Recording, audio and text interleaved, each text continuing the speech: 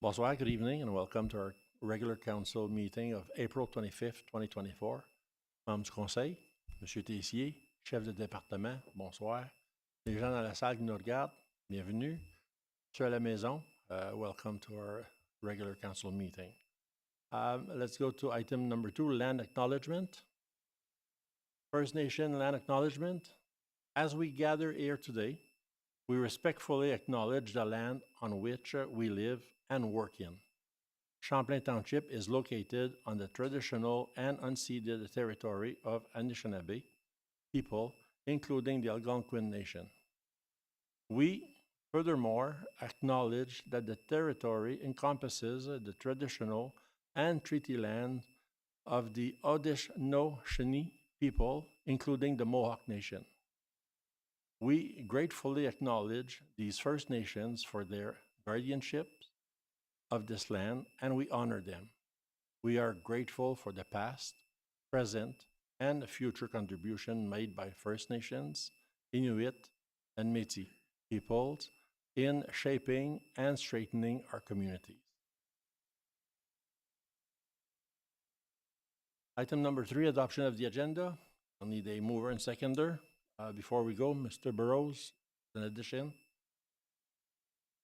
Thank you, Mr. Mayor. Would like to bring forward to council regards to an incident that occurred on Saturday night, the 20th of April, regards to a farm accident and the response time of the ambulance. Would like to have the agenda with the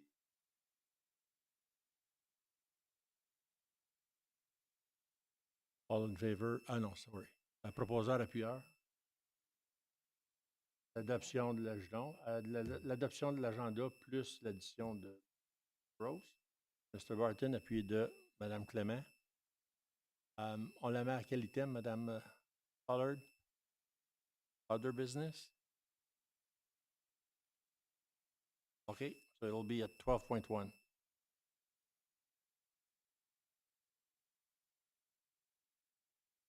All those in favor? Against? Item number 4, disclosure of pecuniary interest. Seeing none. Item numéro 5, il n'y a aucune présentation par le conseil. Item number 6, presentation committee consultants. 6.1, MNP LLP, report on audit of financial statement of 2023. Monsieur Gauzier, la firme MNP, bonsoir, bienvenue. Le podium est le vôtre.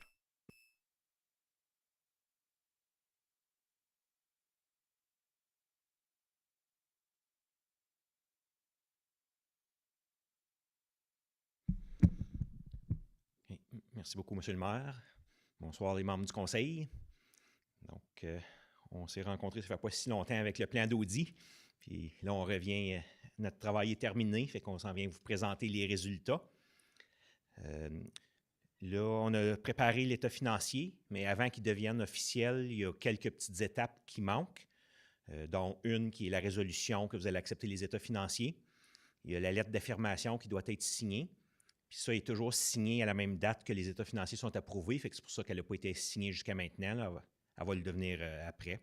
Puis on regarde toujours les événements subséquents jusqu'à la date que les états financiers sont acceptés. Une fois que ces 3 étapes-là vont avoir été faites, qui se termine ce soir, les états financiers vont devenir officiels. J'avais parlé qu'il y avait des petits changements au niveau des normes comptables cette année. Il y a quelques petites notes qui ont été rajoutées aux états financiers. Puis il y en a une pour les Asset Retirement Obligations, que là, il y a des chiffres qui ont été modifiés ou rajoutés aux états financiers. Fait que, en passant à travers les états financiers, on va vous identifier à quel endroit il y a eu des modifications. Donc, si on regarde l'état des résultats, le Statement of Operations, la première colonne, c'est le budget initial que vous avez approuvé en début d'année. La colonne du centre, c'est vos chiffres réels de l'année. Puis la colonne de droite, c'est les réels de l'an passé. Au niveau des revenus, vous aviez budgété 19,7 millions, puis vous avez terminé à 20,8. Puis la plus grosse augmentation, c'est au niveau des frais des usagers. C'était pour l'entretien des drains, majoritairement. Il il y a une augmentation là. Puis on va voir dans les dépenses au niveau de planning et zoning que ça a augmenté aussi.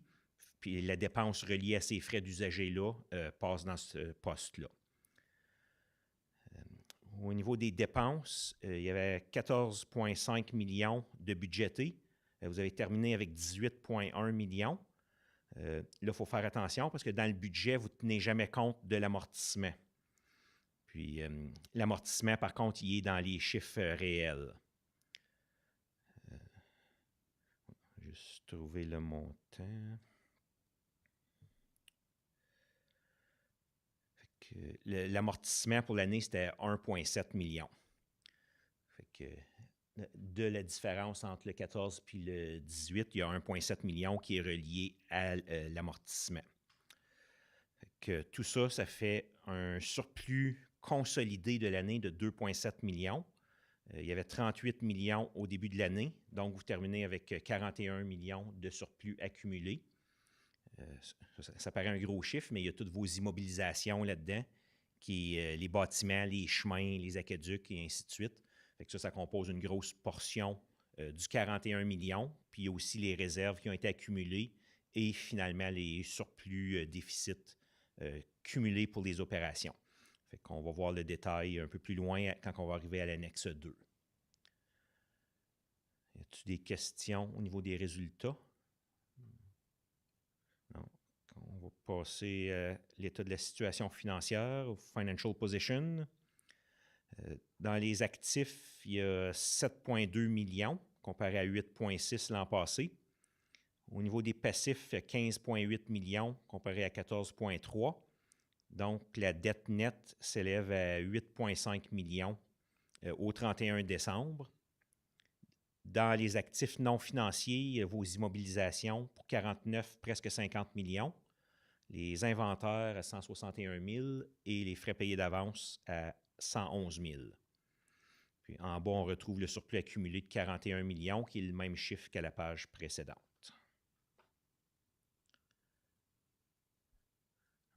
Ensuite, au niveau de l'état de changement de la dette nette, ça, c'était un chiffre qu'on avait vu au milieu de la page précédente. Fait qu'on vient expliquer la variation qui a passé de 5,6 à 8,5 millions. Fait qu'on commence avec le surplus de l'année, puis ensuite, on fait les ajustements pour l'amortissement, les gains et pertes sur disposition, vos achats d'immobilisation pour 7,3 millions, les ventes pour 23 000 et les variations des inventaires et des frais payés d'avance. C'est ça qui explique l'augmentation de la dette nette de 2,8 millions. Ensuite, le statement de cash flow, c'est pour expliquer la variation au niveau de l'encaisse entre le 31 décembre 2022 et le 31 décembre 2023. Fait que vos opérations ils ont généré des entrées de fonds de 3,3 millions. Vous avez investi 6,7 millions dans vos activités de capital. Et les activités de financement ils ont généré des entrées de fonds de 557 000. Donc, c'est ça qui explique la diminution de l'encaisse de 2,8 millions.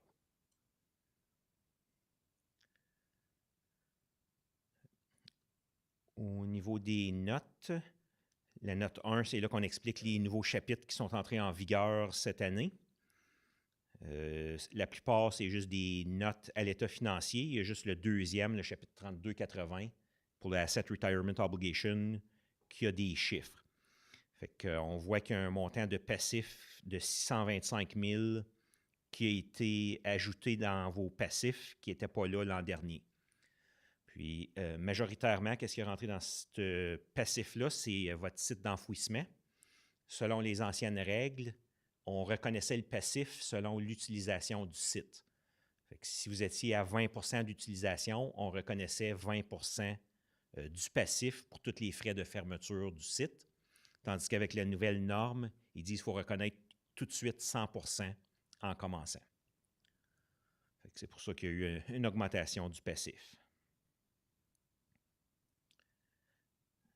Ensuite, la note 3, les conventions comptables, c'est très similaire à l'an passé.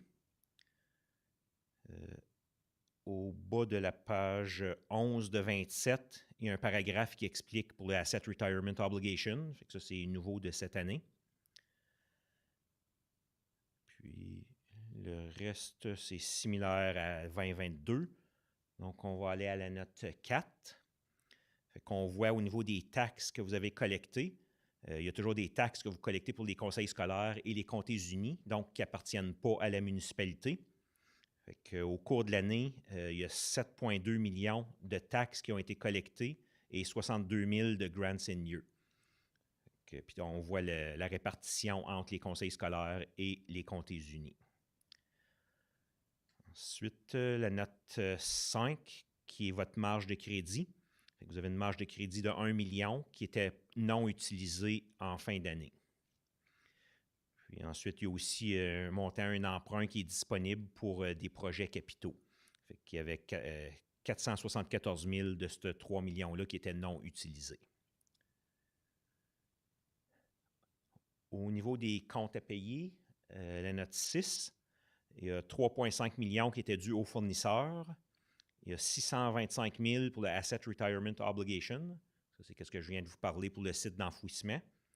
L'an passé, selon l'utilisation, on avait seulement 164 000 de reconnus. Il y a quand même eu une grosse augmentation, mais la différence entre les deux, on l'a laissé non financé.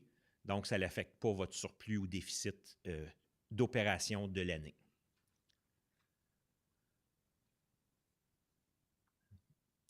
Ensuite, à la note 7, on a vos dettes. Donc, vous avez pour 9,6 millions de dettes. Vous avez les taux d'intérêt. Puis les dettes ils viennent à échéance entre 2024 et 2049 selon les dettes. Puis ensuite, on vient soustraire les Tall Drain Loans parce que ça, ils sont assumés par les propriétaires des terres qui ont fait ces emprunts-là. Fait que dans le 9,6 millions, il y a un 22 000 qui est pour les Tall Drain Loans, donc on vient le soustraire. Fait que les dettes de la municipalité comme telle, c'est 9 631 000. Puis de ce montant-là, il y a 2,1 millions qui va être payé à même les taxes, tandis qu'il y a un montant de presque 7,5 qui va être financé par les frais d'usager, qui est pour l'aqueduc et les égouts. Ensuite, en bas, on voit les versements de capital pour les 5 prochaines années. À la note 8, on a les renseignements pour votre fonds de pension OMERS. Donc, vous avez contribué pour 73 employés au cours de l'année, comparé à 56 l'an dernier. OMERS ont changé leurs règles cette année.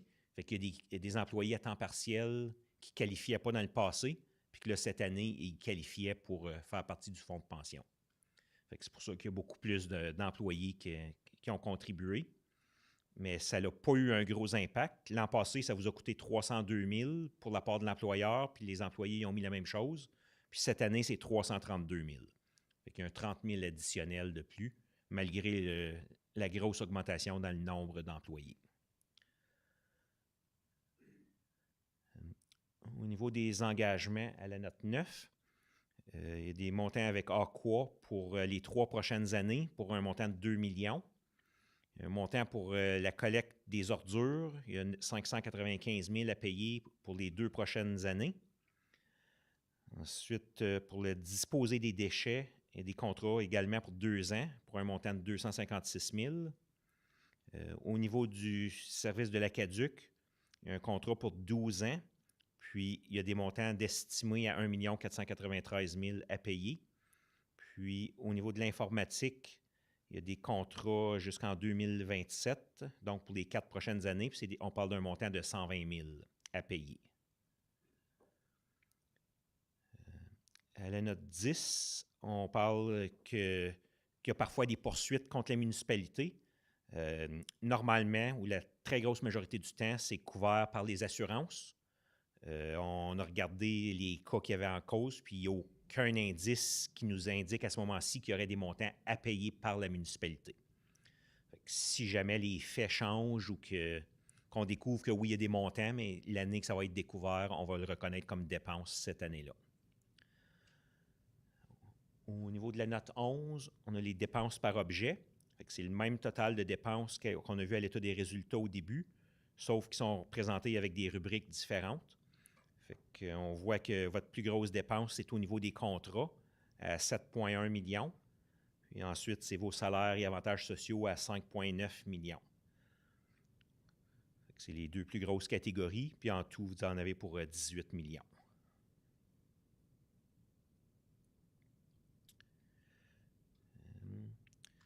Au niveau de la note 12, c'est l'information pour les immobilisations que vous avez achetées durant l'année. Puis pour l'état des flux de trésorerie, on détermine à quel moment ils ont été payés, s'ils ont été payés durant l'année ou après la fin d'année, parce que ça change le montant d'argent qui a vraiment sorti de votre compte de banque. Vous en aviez acheté pour 7,3 millions pendant l'année. Ensuite, on va aller à la note 14 pour les obligations contractuelles, mais là, on parle de revenus plutôt que de dépenses. Fait que vous avez des contrats de location qui vont générer des revenus de 31 000 pour les 2 prochaines années. Puis au niveau des incendies, il y a des contrats qui vont générer 50 000 dans le prochain exercice. Ensuite, il y a également des locaux qui ont été sous-loués pour un montant de 39 000 pour les 3 prochaines années. Est-ce qu'il y a des questions jusqu'à maintenant? Any questions? Oui, M. Roy. M. Roy? Juste une question. Au niveau du plan Homer, la contribution des emplois, ça Le même montant. 50-50. 50-50. Oui. Quand on voyait les montants là, de 332 000 que ça avait coûté à la municipalité pendant l'année, les employés ont contribué exactement le même montant. Et au niveau de l'annexe 1, on a le détail des immobilisations par catégorie. Puis on voit les transactions qui sont arrivées durant l'année au niveau du coût et de l'amortissement cumulé. On voit, exemple, que 37 000 qui étaient achetés en terrain, puis des actifs en construction, et il y en a eu pour 5,5 millions, par exemple. On a chacune des catégories là. Fait que, en fin d'année, vous en aviez pour 76 millions d'actifs, puis il y a 26 millions qui avaient été pris en amortissement jusqu'à maintenant. Donc, il reste un montant net de 49 millions.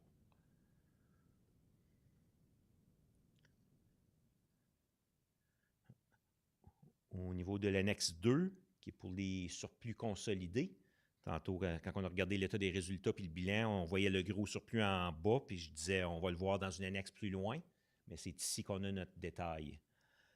Au niveau des réserves, vous en avez pour 4,4 millions. Les fonds réserves, 134 000. Ensuite, au niveau des immobilisations, les montants investis en immobilisation, c'est la valeur nette des immobilisations moins les dettes que vous avez à payer dessus. Donc, vous avez un montant clair, si vous voulez, de 40,2 millions. Ensuite, au niveau des opérations, la bibliothèque elle a un surplus accumulé de 65 000. La municipalité, c'est 1,4 million.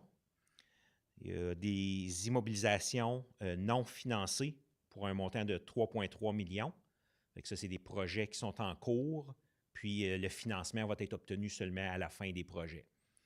C'est pour ça qu'il semble avoir un gros montant, là, mais on ne sait pas exactement quand le projet est terminé, mais le financement est toujours obtenu à la fin. Puis ensuite, il y a également au niveau des opérations un montant non financé de 1 352 000. C'est ça qui donne les surplus accumulés de 41 millions. Est-ce qu'il y a des questions à cette annexe-ci? Okay. L'annexe 3, c'est la variation des réserves et fonds réserves. Au cours de l'année, vous avez gagné des intérêts de 5 904, puis il y a eu des retraits nets des réserves, fonds réserves de 362 000.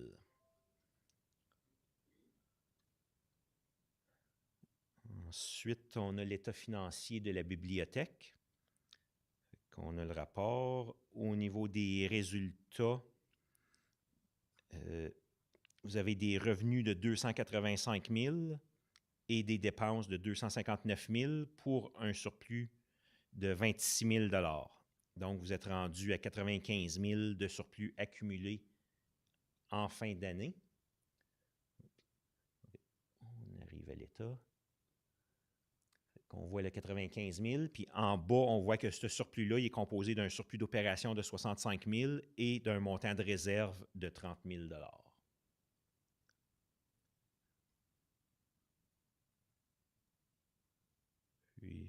Ensuite, un peu plus loin, 2 pages plus loin, on a les notes qui ont rapport à la bibliothèque comme telle.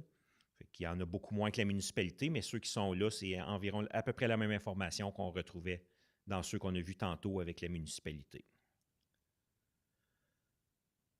Puis, à la fin, on a l'annexe 1, qui est pour les immobilisations. Fait que eux, ça tombe seulement dans une catégorie. Fait qu'on voit qu'il y en a pour 426 000 $, puis le montant, il a tout été amorti, donc il y a une valeur nette de 0. Ça, c'est surtout au niveau du bâtiment puis des équipements comme tels, mais que ça fait un certain nombre d'années qui ont été achetés. C'est ça qui fait le tour des états financiers. Je ne sais pas s'il y a des commentaires ou questions. Merci, M. Gauthier.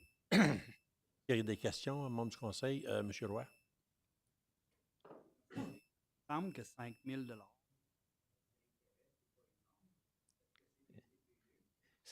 Qu'est-ce qui fait que C'est parce que les montants qui sont placés, c'est seulement les reserve funds. Fait que c'est plus que 100 000? il y a un peu plus de 100 000, il y a 134 000. Fait que oui, c'est des comptes qui rapportent un intérêt de 4-5 %. Oh, je pense Merci, que M. Roy. M. Tessier a un commentaire à ajouter également. Monsieur Roy, votre question, c'est par rapport aux intérêts qu'on a faits sur nos fonds réserves, là. Donc, c'est que je pense qu'on n'a pas une petite ligne à part dans les états financiers de Champlain, là, la municipalité, c'est plus que 5 000 $. Là. Oh. OK? Ouais, quand on regarde l'annexe 3, c'est uniquement pour les réserves et fonds réserves.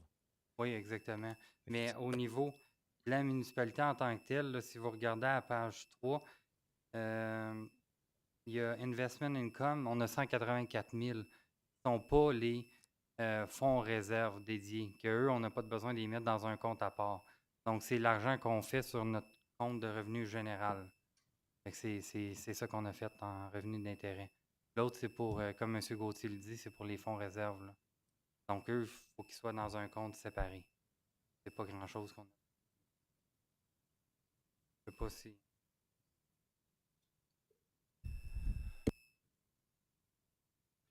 C'est beau? Oh. Il y a eu un changement.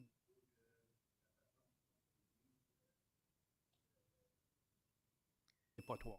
Oui. On parle de M. Roy, plus proche de votre micro. Je comprends que ça n'a pas d'impact ni sur un déficit ou un surplus. C'est quoi le but du changement, puis qu'est-ce que ça vient faire dans la réalité de ça? C'est les normes qui ont déterminé la façon de le comptabiliser. Fait que là, on a vérifié avec le ministère qu'est-ce qu'ils exigeait. Puis là, ils ont dit, peu importe l'utilisation que vous en faites, c'est à peu près les mêmes frais de fermeture. Fait que si on décidait de le fermer demain matin ou si on l'utilise à pleine capacité puis on le ferme seulement à la fin, ce sera environ les mêmes frais de fermeture. Fait que donc, dans ces conditions-là, ils disent qu'il faut reconnaître immédiatement les frais totaux pour la fermeture. Donc, chaque année, ça va être comptabilisé. Oui, oui. Puis là, ça n'augmentera pas beaucoup, ça va juste augmenter pour tenir compte du coût de la vie. Là. Fait qu'à chaque année, il va y avoir une petite dépense qui va être ajoutée là, pour tenir compte de l'inflation. Merci, M. Roy. Autre question du membre du conseil? Aucune? M. Gauthier, merci beaucoup de la présentation. Madame Tovette, la seule question, c'est que ces chiffres balancent-tu avec ceux de la municipalité, juste faire certain? Là? Oui? Absolument. Merci beaucoup. Merci pour la présentation, puis bonne soirée. Okay. Merci, puis merci à toute l'équipe qui nous ont aidés à réaliser notre audit également.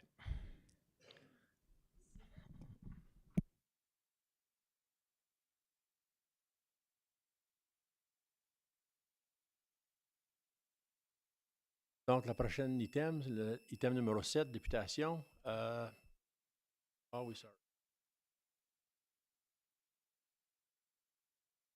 So, resolution will be as follows. Be it resolved that the consolidated financial statements for the year ending December 31st, 2023, as presented by M&P LLP be received and filed. Need a mover and seconder? Val, appuyé de Mme Bigelow. Question? All those in favor? Against? 7.1, Food Cycle Science Corporation, Brigitte Girardi. Bienvenue, madame. Le podium est à vous.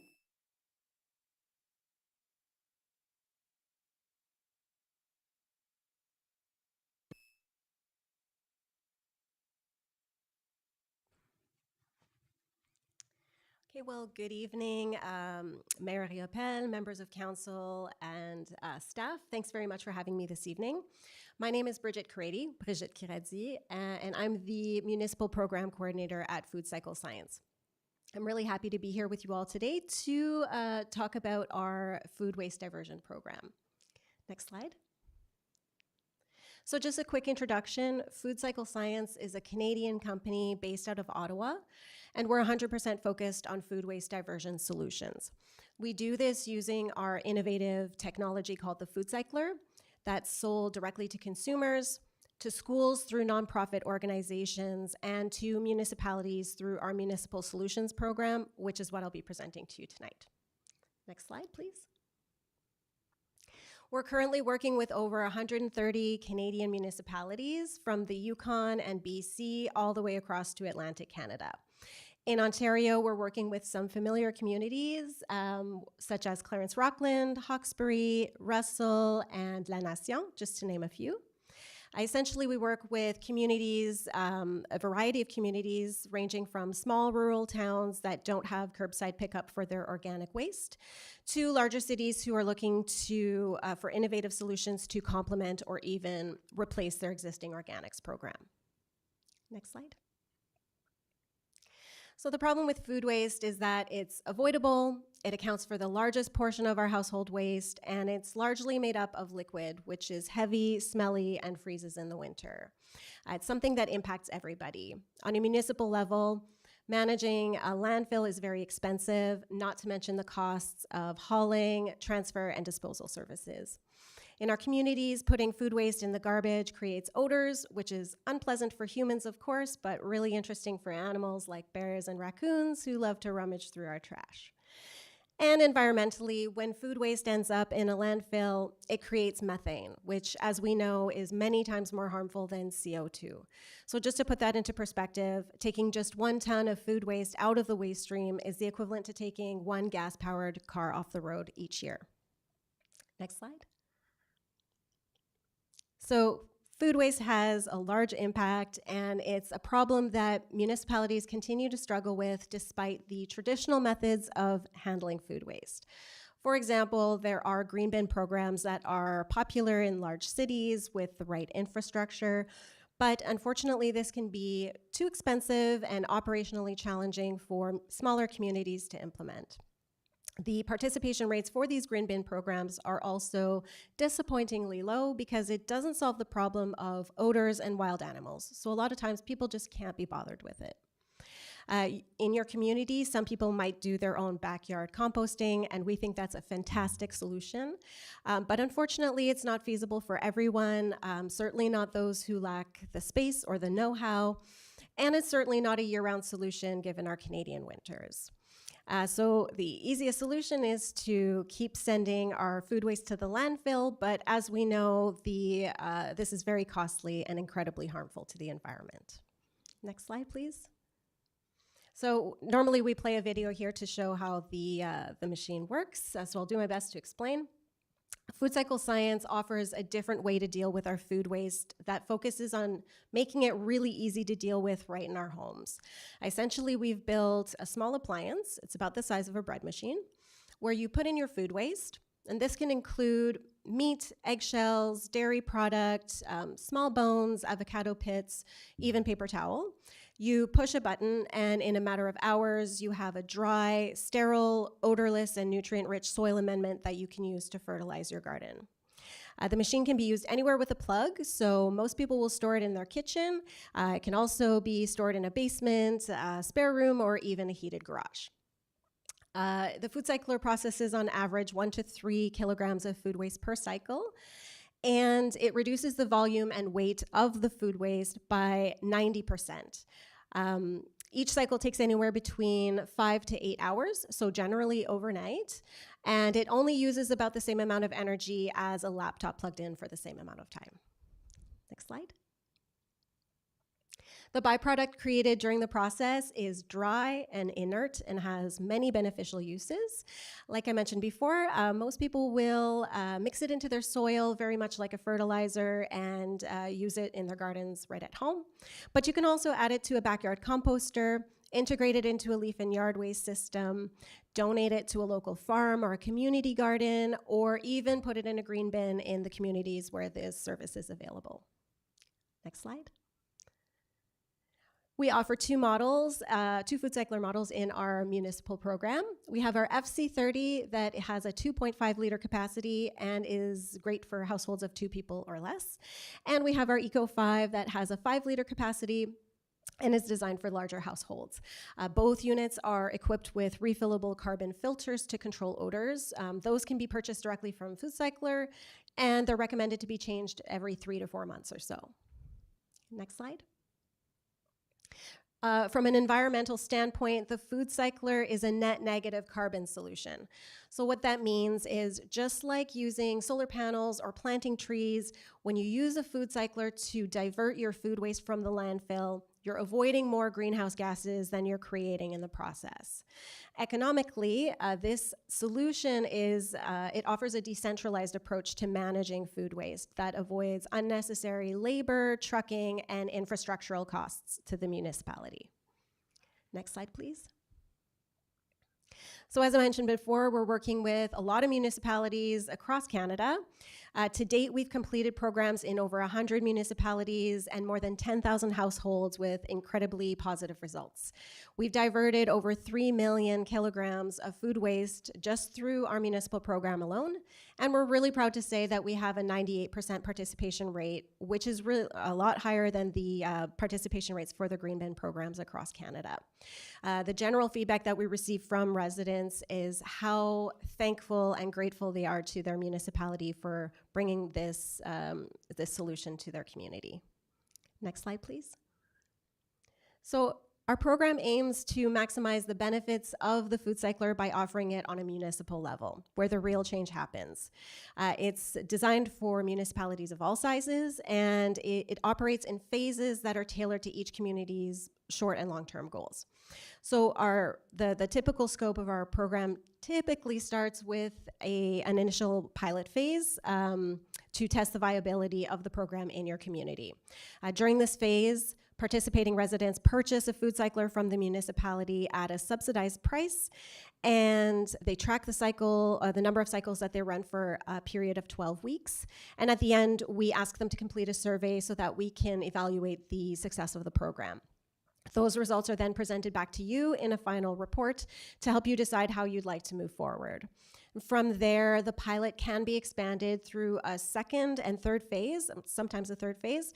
And once those are proven to be successful, then we would continue to work with the municipality on a community-wide program with Food Cycler as your organic solution.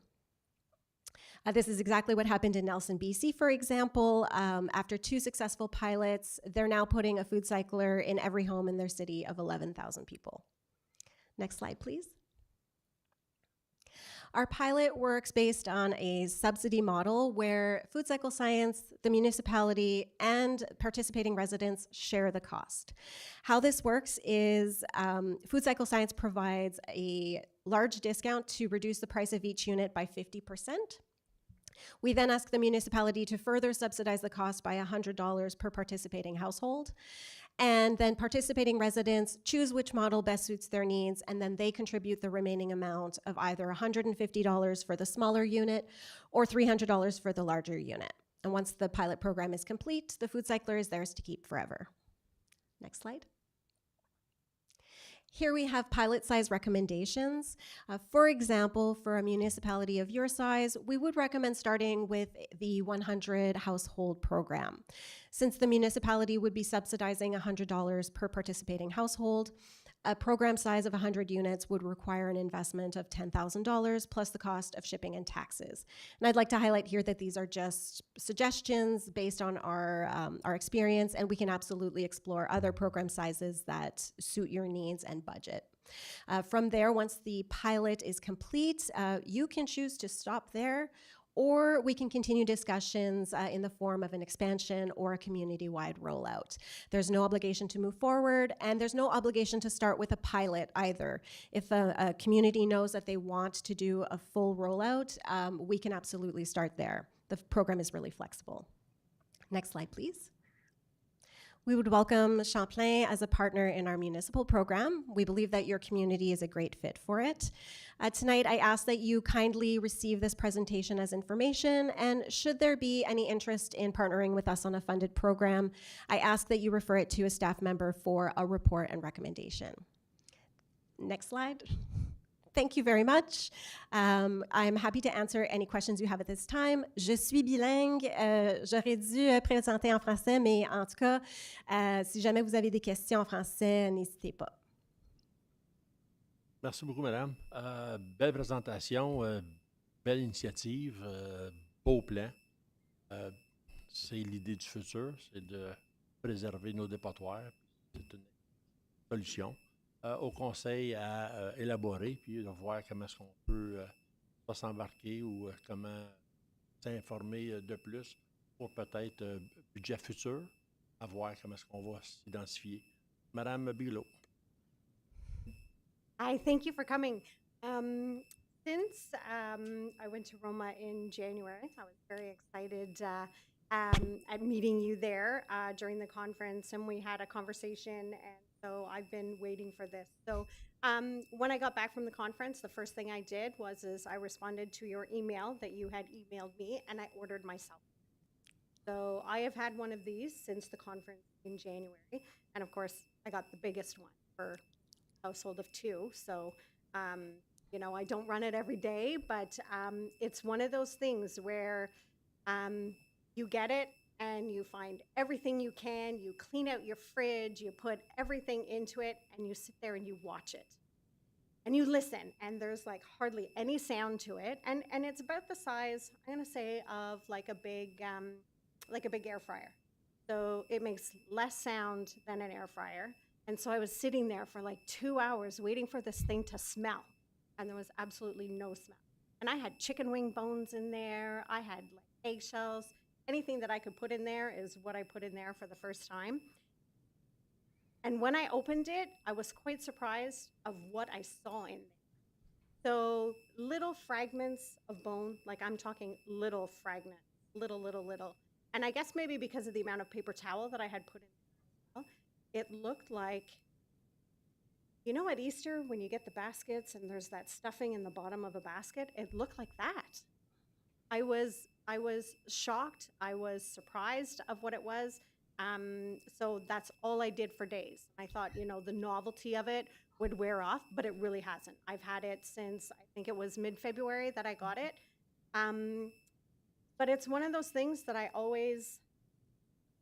always want to try it out on somebody else. So if everyone will, I gave it to a friend of mine, a work colleague, and she is a household of 7. Yeah, so she wrote a little blurb for me to say, so if it's okay, I'm going to take the time. Hi, this is Judith. Sarah loaned me her food cycler, and I was able to use it for 1 week. My home has 4 children and 4 adults, and we put a 120-liter bin out a week of garbage, full to the top. I borrowed her food cycler, and we barely had 1 full bag of garbage at the end of the week. The kids were so amazed by the whole experience, and they're very excited to get their own to use the compost in their garden this summer. The program will reduce so much garbage and teach families that taking care of the environment is very important. Our machine ran nearly 24/7, and the girls learned very fast what goes in the bin and what doesn't go in the bin. So I think that this is something that has been a long time coming. That is something that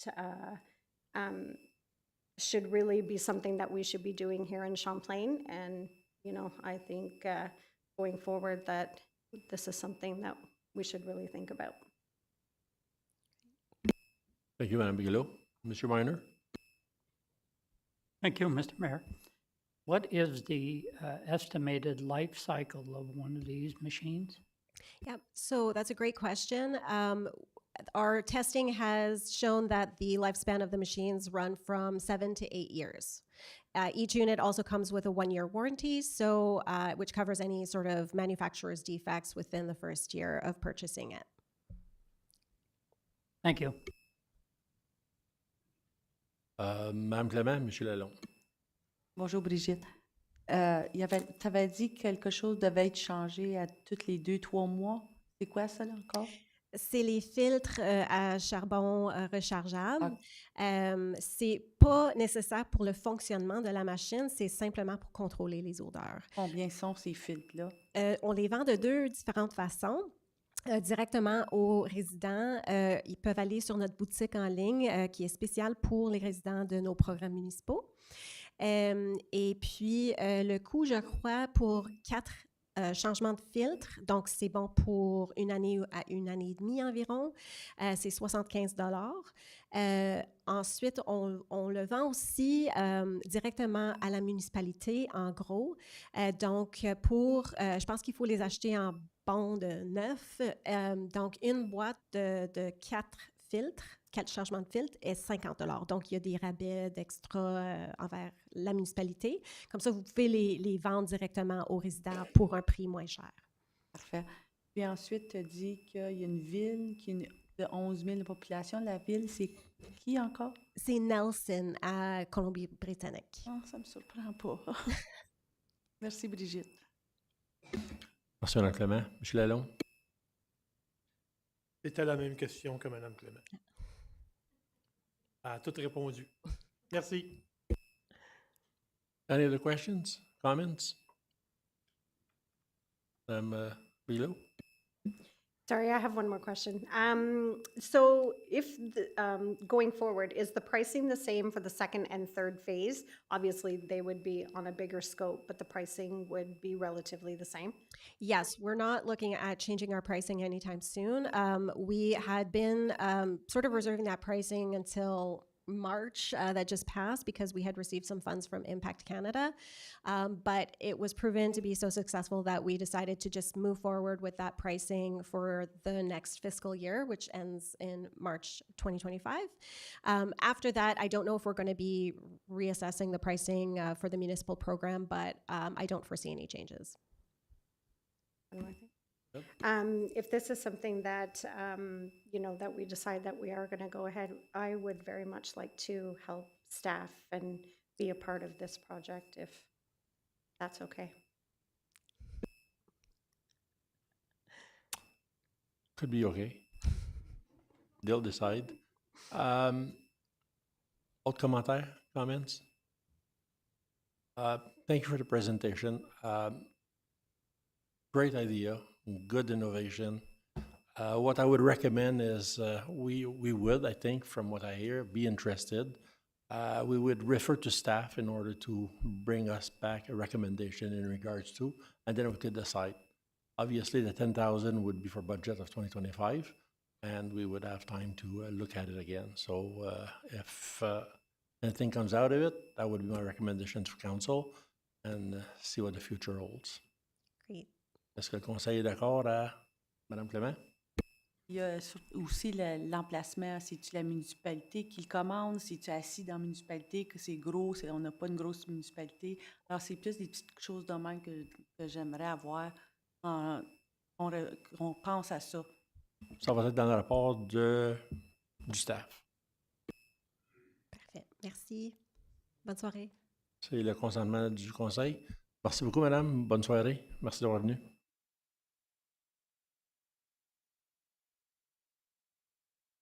All right. Continue on to item number 8, staff report, 8.1 planning, 8.1.1 ongoing planning project. Monsieur Rivet, non, on va revenir tantôt. On est rendu à ce point-là, 8.1. Be it resolved that the ongoing planning project list as presented by the planner on April 25th, 2024 be received and filed. Proposeur appuyeur, mover, Mr. Duval, seconded by Mr. Minor. Question sur les rapports? Seeing none, all those in favor? Against? Carried. 8.1.2, report number PED-2024-01 in regards to the appeal to the Ontario Land Tribunal, Parkview Homes. Monsieur Rivet, bonsoir. On repart sur ce sujet-là, donc on va vous laisser nous expliquer le processus. Donc, bonsoir, Monsieur le maire, membre du conseil. Je suis ici ce soir pour vous donner une petite mise à jour sur Parkview Homes. Si vous vous souvenez, on a récemment eu une réunion publique et le conseil a considéré 2 règlements pour un changement au plan officiel local qui était OPA number 4, ainsi qu'un changement au règlement du zonage pour le requérant qui était Parkview Homes. Donc, j'ai préparé un petit rapport pour vous. Je ne vais pas le lire au complet, mais je vais vous donner un petit résumé. Ça ne fait pas si longtemps de tout ça, donc je ne pense pas que toute l'explication du background est nécessaire. Donc, le terrain en question, là, c'était la partie de l'O7 Constitution 6 à West Hawkesbury, donc dans le village de Vankleek Hill, tout près du parc d'affaires et de la voie ferrée. Là, donc, je pense que l'emplacement est connu.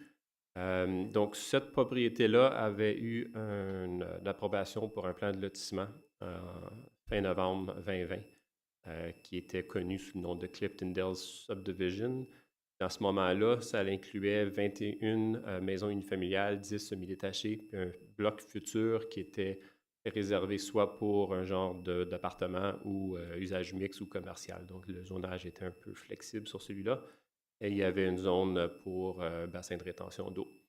Le nouveau propriétaire, suite à son analyse du site, voulait aller de l'avant avec un changement majeur à ce plan de subdivision-là. Donc, en anglais, au niveau des comtés unis, ça s'appelle un Major Revision to Draft Plan of Subdivision. Puis, le but de cette révision-là était de changer les unités unifamiliales et semi-détachées en ce qu'on appelle des townhouses, donc des maisons en rangée.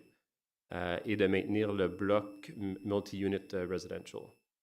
Donc, pour faire ceci, le requérant avait avisé qu'il devait modifier le plan officiel local pour changer la densité de faible densité à densité moyenne, ainsi que changer le zonage pour l'ensemble du site. Donc, enlever les secteurs là, qui étaient pour unifamiliales semi-détachées pour une nouvelle zone qui serait pour les townhouses et le bloc appartement. Puis, il y avait des petites exceptions spécifiques là, pour réduire la largeur des terrains des maisons en rangée, ainsi que les cours latérales entre les unités.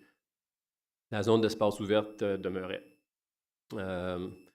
Donc, le total était rendu maintenant de 79 maisons en rangée, 2 étages, ainsi que 16 unités dans un bloc multirésidentiel. Pendant le processus de circulation où qu'on avise les publics et les différentes agences des demandes, on a reçu une lettre et une pétition du voisinage avec des inquiétudes et 2 membres du public aussi ont venu à la réunion publique pour parler aux membres du conseil avec des inquiétudes et des objections au projet. Leurs inquiétudes qui étaient aussi considérées et acceptées par le conseil étaient que la densité était trop haute, que le genre de projet n'était pas approprié avec le caractère du village de Vankleek Hill. Il y avait des inquiétudes par rapport au trafic, la congestion des chemins, l'état des chemins avoisinants, ainsi que les impacts que rajouter ce nombre d'unités-là sur les services de la ville pourrait avoir sur d'autres projets en cours et projets futurs. Et aussi, je crois qu'il y avait eu mention des activités là, associées avec la voie ferrée, donc qui étaient peut-être des inquiétudes de compatibilité. Le conseil, comme vous vous souvenez, a voté pour refuser les 2 règlements, donc soit le changement au plan officiel et le règlement de zonage. Suite à cette décision-là, le département a préparé un avis de décision et a informé le requérant du refus pendant la période d'appel. Le requérant, donc dans le rapport, c'est écrit qu'il nous avait indiqué qu'il avait l'intention de faire appel. On a confirmation aujourd'hui qu'il a effectivement fait appel au refus du conseil aux deux règlements, donc le plan officiel et le règlement du zonage. Donc, on a reçu un appel du requérant. Donc, quand un règlement pour un changement de plan officiel n'est pas recommandé ou pas passé par le conseil, celui-ci ne se rend pas aux comtés unis pour considération. Donc, on peut dire que les deux règlements finissent là. Donc, eux ont fait appel. Donc, je vous ai préparé une petite analyse juste pour vous expliquer un peu c'est quoi les scénarios possibles pour la municipalité maintenant qu'on doit gérer avec l'appel. Donc, je vais peut-être continuer en anglais. C'est parti, c'est un petit peu plus technique. Là, donc, the application for the local official plan amendment and zoning bylaw amendment was supported by a planning justification report prepared by a registered professional planner, being Tracy Zander from Zander Plan, as well as a traffic study servicing report and railway analysis that was prepared by professional engineers at LaSalle Engineering. The Township's planning department and other departments, so Public Works and our peer reviewer, EVB Engineering as well, reviewed the information and material provided in support of the application, as well as the applicable policies, and we had recommended approval of the amendments. The applicant, Parkview Homes, has indicated that they will appeal council's refusal. So again, sorry for the tense of the verbs here. This was written before today. So the Parkview Homes has appealed. They're not willing to enter into mediation or propose alternate plans at this point in time. Considering the township's planner was in support of the amendments, the township planner cannot defend council's refusal at an Ontario Land Tribunal hearing. What does that mean? So should council decide to be represented at an OLT hearing, which is known as having party status, council would need to retain a solicitor and a professional land use planner at a minimum. If questions about servicing transportation and compatibility to adjacent railway are also raised, a qualified expert such as a civil engineer, transportation engineer, and acoustical engineer might be required to provide expert witness evidence at the OLT hearing. Again, should council decide to be represented at an OLT hearing, it is recommended that they reach out to 3 planning firms or registered professional planners to see if somebody would support their refusal and be willing to provide expert witness evidence. It is our opinion that no qualified expert planner would agree to take on such a hearing, considering it is supported by 2 professional planning firms, meets the applicable policies, and is providing additional housing in an urban settlement area. It is also recommended that council inform those who have provided written or oral statements that they could request participant status at an OLT hearing. So different than having party status, the participant status would permit a person who wishes to participate in a proceeding, but they would only be able to make written submissions to the tribunal. And this is in accordance with Section 5.7 of the Ontario Land Tribunal's Rules of Procedures, Practice and Procedures. So basically what that means is a participant would have to complete a request through the tribunal and would only be able to provide a written statement to the tribunal for their consideration as part of a subsequent hearing. I've prepared financial implications. Again, these are my best guesstimate when you see the numbers here. So in terms of financial implications, number 1 is following the clerks receiving the appeals, which in fact was received. We would inform the Ontario Land Tribunal that the township will not be represented, meaning we will not seek party status at an OLT hearing. We would inform those who have provided written or oral statements that they make a written submission to the OLT. No additional costs apart from staff's time to inform the tribunal would be encountered with this option. Option number 2 for council's consideration in terms of financial implications. Following receipt of the appeals, retain a solicitor to coordinate the OLT hearing and reach out to planning firms and potentially engineers to basically represent them at a hearing. It's expected that this would be a 1-day hearing with a solicitor, professional planner, and professional engineers, and could cost in the ballpark of $20,000. A 1-day hearing is usually 2 days of preparation for a 1-day hearing. So that's a bit how I came up to my numbers. And we've kind of guesstimated industry numbers from past experience in terms of solicitors and planners and engineers. So you'd be looking at having senior staff attend a hearing and senior solicitors attending a hearing. So it could be in the ballpark of $20,000 for a 1-day hearing. Those who have provided written or oral statements may also make a written submission to the OLT as part of this process as well, but as participant status. No additional cost apart from, sorry, that shouldn't be there. Alternative option 1 above would result in a half day to possibly a day, depending if matters of civil engineering are brought up. OLT hearing for the applicant to provide uncontested expert witness statement in support of the amendments. Those who have provided written or oral statements may only make a submission to the tribunal in writing in accordance with the rules of procedures of the OLT.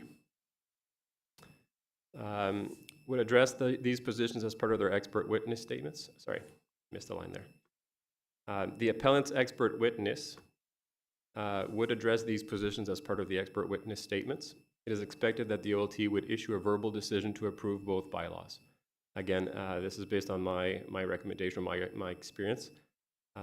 Option 2 above could represent approximately $20,000 in professional fees, assuming an expert witness would agree to support counsel's refusal at an ONT hearing.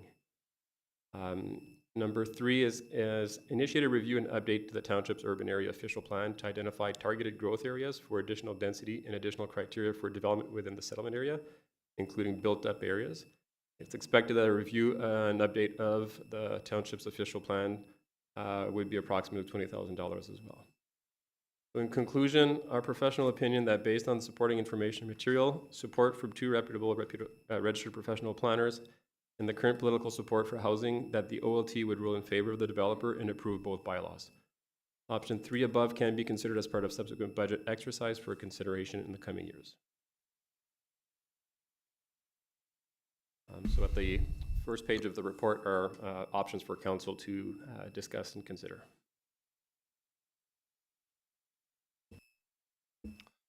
Merci, M. Rivet. Open for discussion. Madame Bigelow.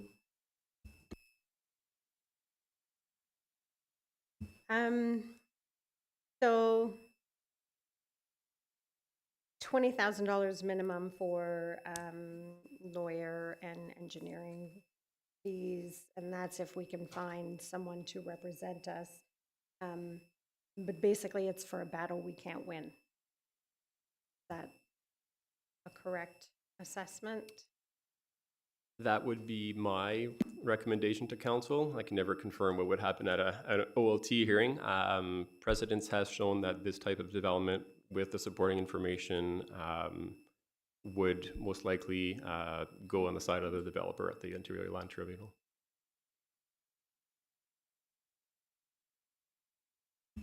Thank you, Madame Bigelow. Mr. Vartan. Thank you, Mr. Mayor. Mr. Rivet, these are my expertise is never, my knowledge is not in this area, that's for sure.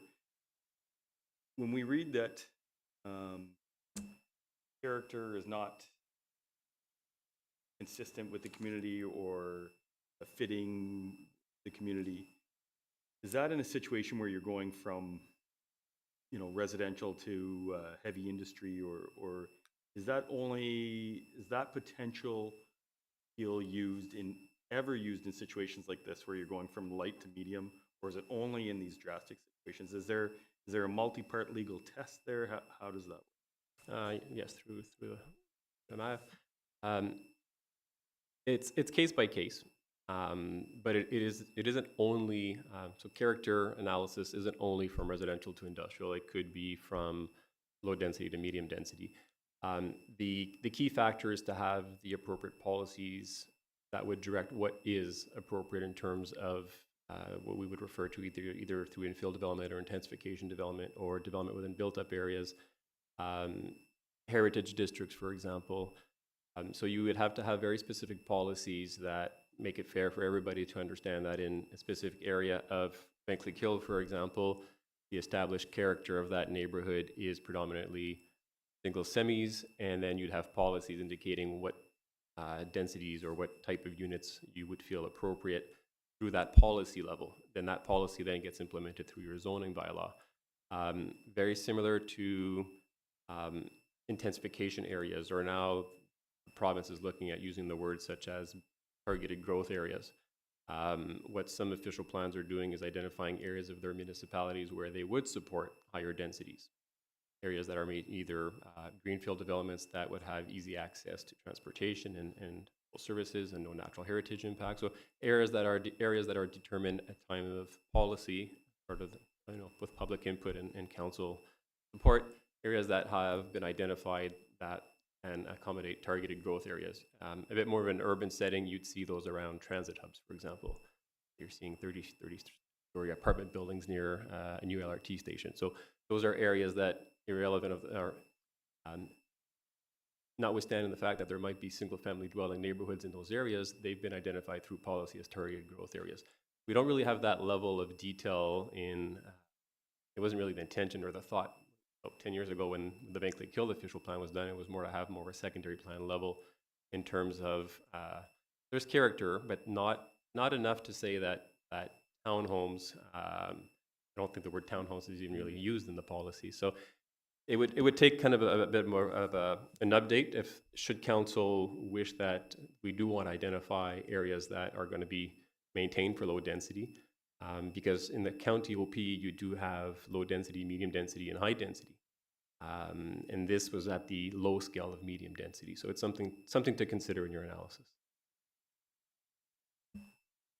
So the idea that, thank you, the idea that the zoning would have been changed here initially from whatever it was, 10, 15 plus years ago to the original plan and now changed again, that it's because we don't have policy.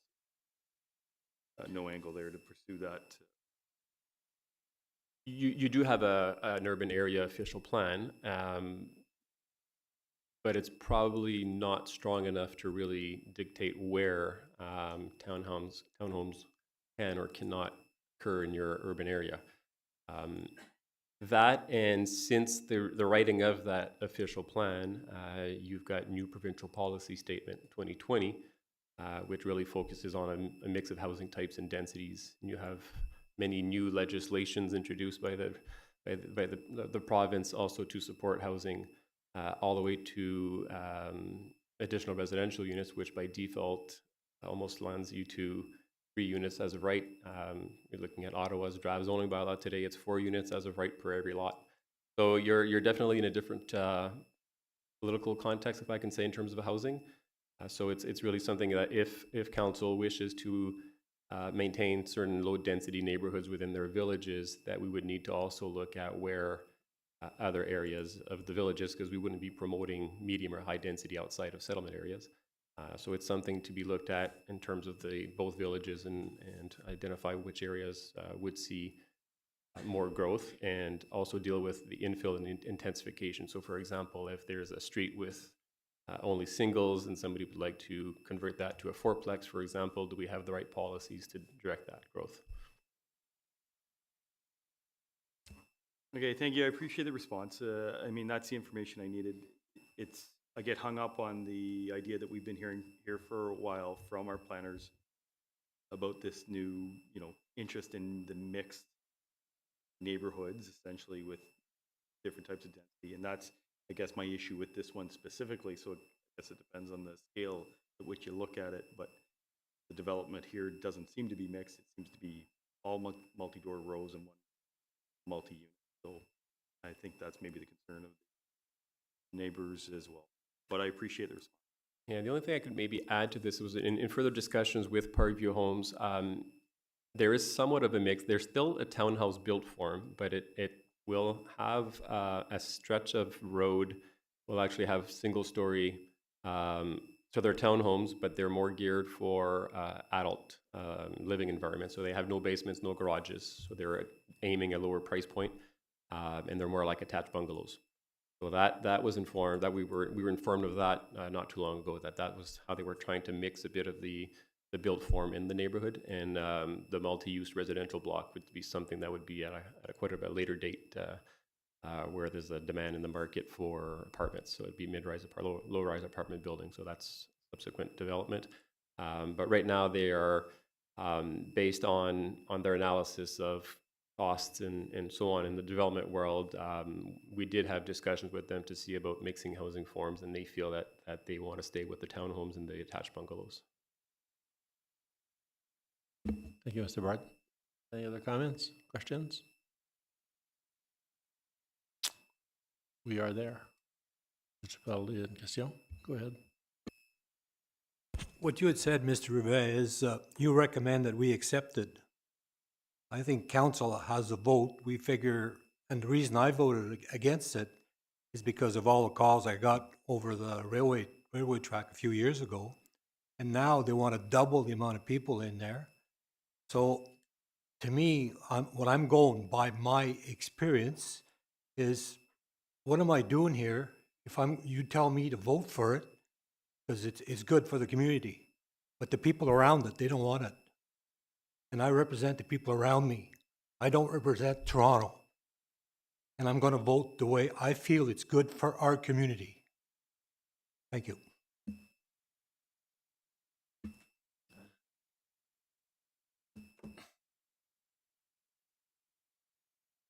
Need a resolution, need guidance from council.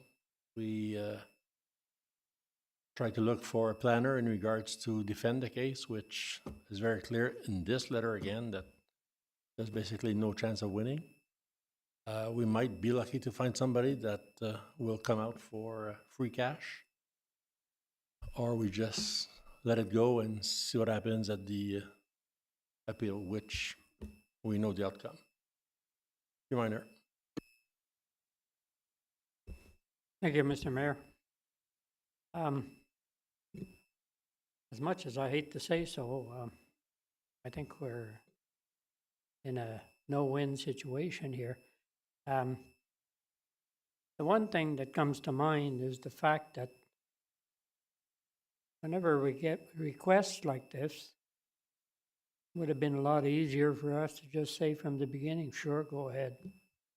I mean, if the province decides they want it one way, we have very little to say.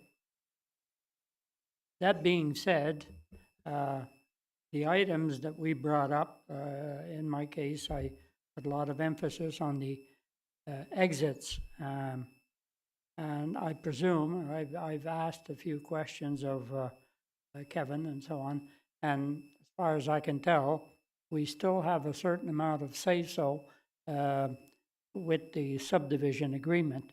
So we're going to have to use that to our benefit and for the benefit of the people around. But unfortunately, we know that it's not even province-wise right now, not only province-wise, the whole country is going crazy with construction. People are losing their apartments and no place to go. So I don't think we have a chance to win. And as much as I hate so, I would be willing to take choice number one. Proposé par Monsieur Minor. Let me read the resolution. Be it resolved that Planning Report PED-2024-01 Parkview Homes Appeal to CHA-OPA4 Bylaw 2024-15 and ZBL8 Z-2-2024 Bylaw number 2024-16 be received and filed. And be it further resolved that Council approves that the Township will not be represented at an Ontario Land Tribunal hearing with respect to appeals from Parkview Homes to CHA-OPA4,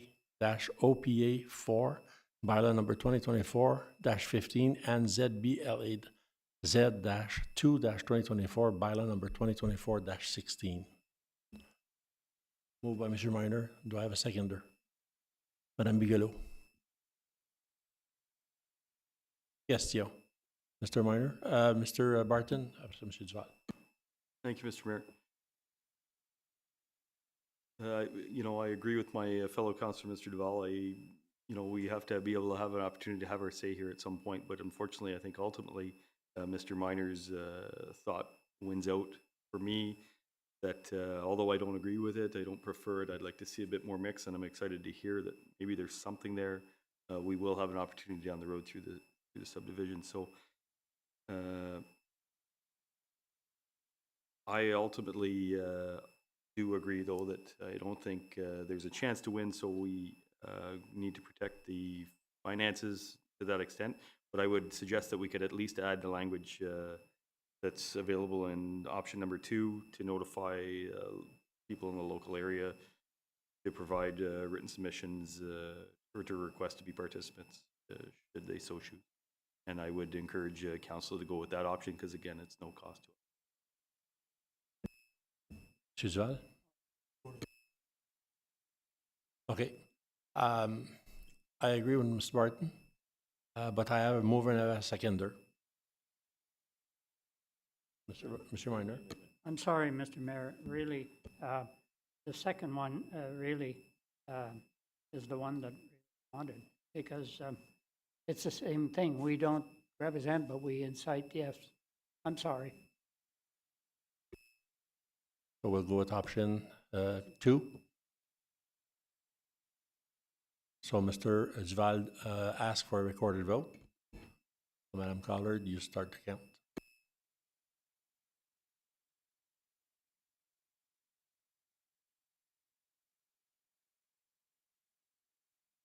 I'm in favor of option 2.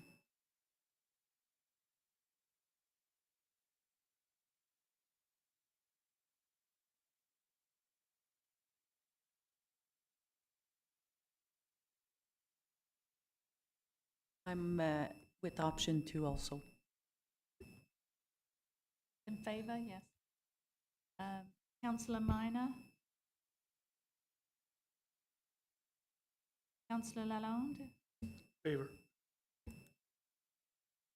Councillor Duval? Councillor Burrows? Against.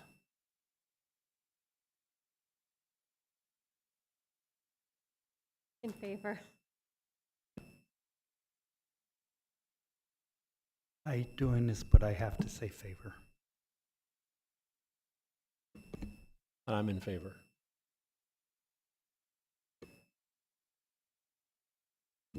So the motion is carried.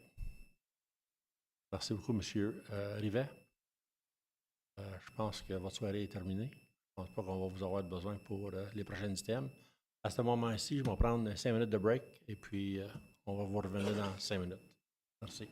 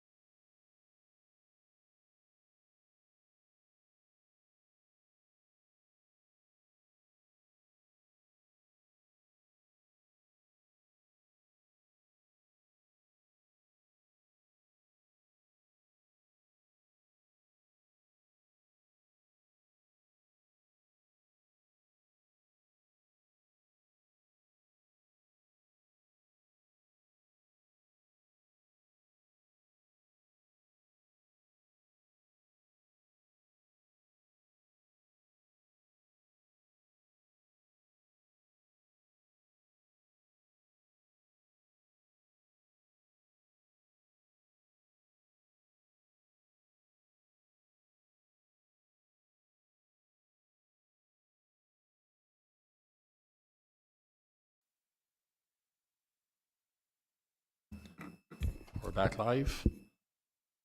So now we're going to go to item number 8.3, recommendation reports. 8.3.1, the report CLK-2024-05, appoint council member to the Rangé Municipal Drain, the Court of Revision. Vous avez trois attachements. C'est un drain municipal dans la nation. Ma recommandation, ce serait à M. Miner, si M. Miner est intéressé. Je laisse le conseil.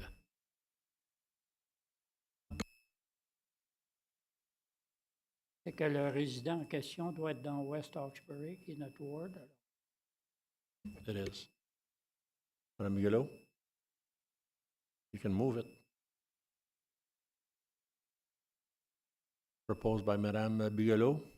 Mr. Miner be appointed, seconded by Madame Clement. All those in favor? Against? Carried. 8.3.2, report PWD-2024-03, capital projects for the roads reconstruction. We also have a report on hand. J'ai la résolution, à moins que les conseils ou que M. Lévesque voudrait rajouter de quoi, mais c'est assez clair. Le prix de l'asphalte est revenu moins cher, moins dispendieuse, donc on peut faire plus de chemin. Ce que l'administration recommande, c'est de rajouter le chemin Bédard et le chemin Ménard sur le projet. Donc, de rajouter 2 chemins. Au lieu de dépenser 703 000 pour les montants de chemin qu'on avait, on va dépenser 697 700 pour 2 chemins additionnels. Got it? Question? Okay. Let me read the resolution. Be resolved that Public Works report number PWD-2024-03 dated April 25th, 2024 regarding the revision capital project for road construction be received and filed, and be it further resolved that Council approves a recommendation to reconstruct the following street as part of the 2024 capital project, and that the projects to be financed as follows. We have Gilles Street, Lucien Street, Maurice Street, Valois Street, which is all in the Aloha subdivision. We also have Delaurier Street, Eldemar Street, Patty Road from Highway 34 to Civic 930, Patty Road from Civic 930 to 688, and the addition of Bédard Street and Ménard Street.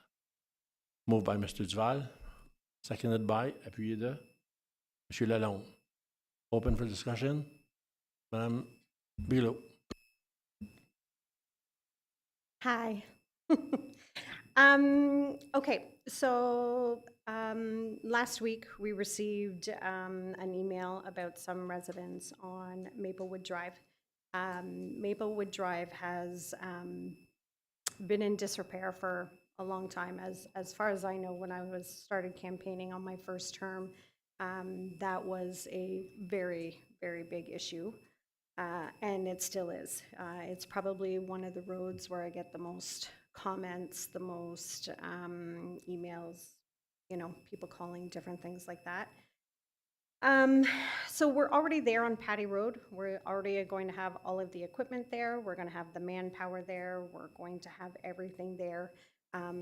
So I have a hard time not doing Maplewood while we're already there. I had asked, when you had sent the email to Mr. Miner and myself last week from the resident, I had asked for a price of what it would cost to redo Maplewood Drive. You gave me an approximate cost of $265,870 to redo that road. You said there wasn't enough money in the budget, and I understand that. But I feel it's going to cost a lot more money if we leave the area, go somewhere else, do another road, and then a couple of years down the road, come back to Maplewood Drive. So I would like to remove Bedard and Menard streets at the cost of $166,700. And add that to Maplewood, and then have our lovely treasurer find the money for the rest. use accumulated surplus or something. I think we have to do Maplewood while we're already there. The manpower, equipment, everything is already going to be there. So I feel like this is the year for Maplewood Drive to finally get done, and then hopefully we can push off Bedard and Menard to a later date. So I would to move that. So the only, well, one of the issues is we don't have any cost for Maplewood. So when we did the provisional costing, we asked for costing for Bedard and Menard. So that's why my price stayed at $65,870 for Maplewood, because I'm going last year's estimate. And just asking for a provisional cost and not saying that we're doing a road, even if the road is adjacent to other roads that we're doing, that would be at a certain price. For instance, $127 a ton of asphalt. The fact that I say it's not going to be done for sure and it's provisional increases that price by $5 a ton. So if I go now with Maplewood and say I want to do a road that wasn't even in the list, I can't guarantee pricing. I'm concerned about that. Also, Bedard has a pavement condition index right now of 14, which is very close to the 10. Menard is at 7. It's dismal. And they're both, in our opinion, Public Works opinion, worse shape than Maplewood is.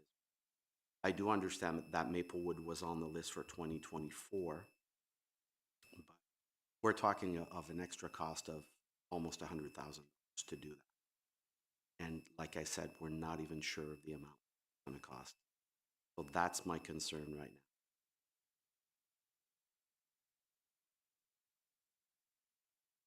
now. So can we find out the cost of what it would be? Like put Bedard and Menard. Let's put a pin in that. And then get the cost, the actual costs for Maplewood. I can try. It's just that we're going to need to make a decision pretty soon. We already have removed the asphalt of Ottawa today. We were getting ready to other roads that get approved today. The machinery is already parked at Bedard. The machinery is already parked at Bedard. In the roundabout. It can be moved, but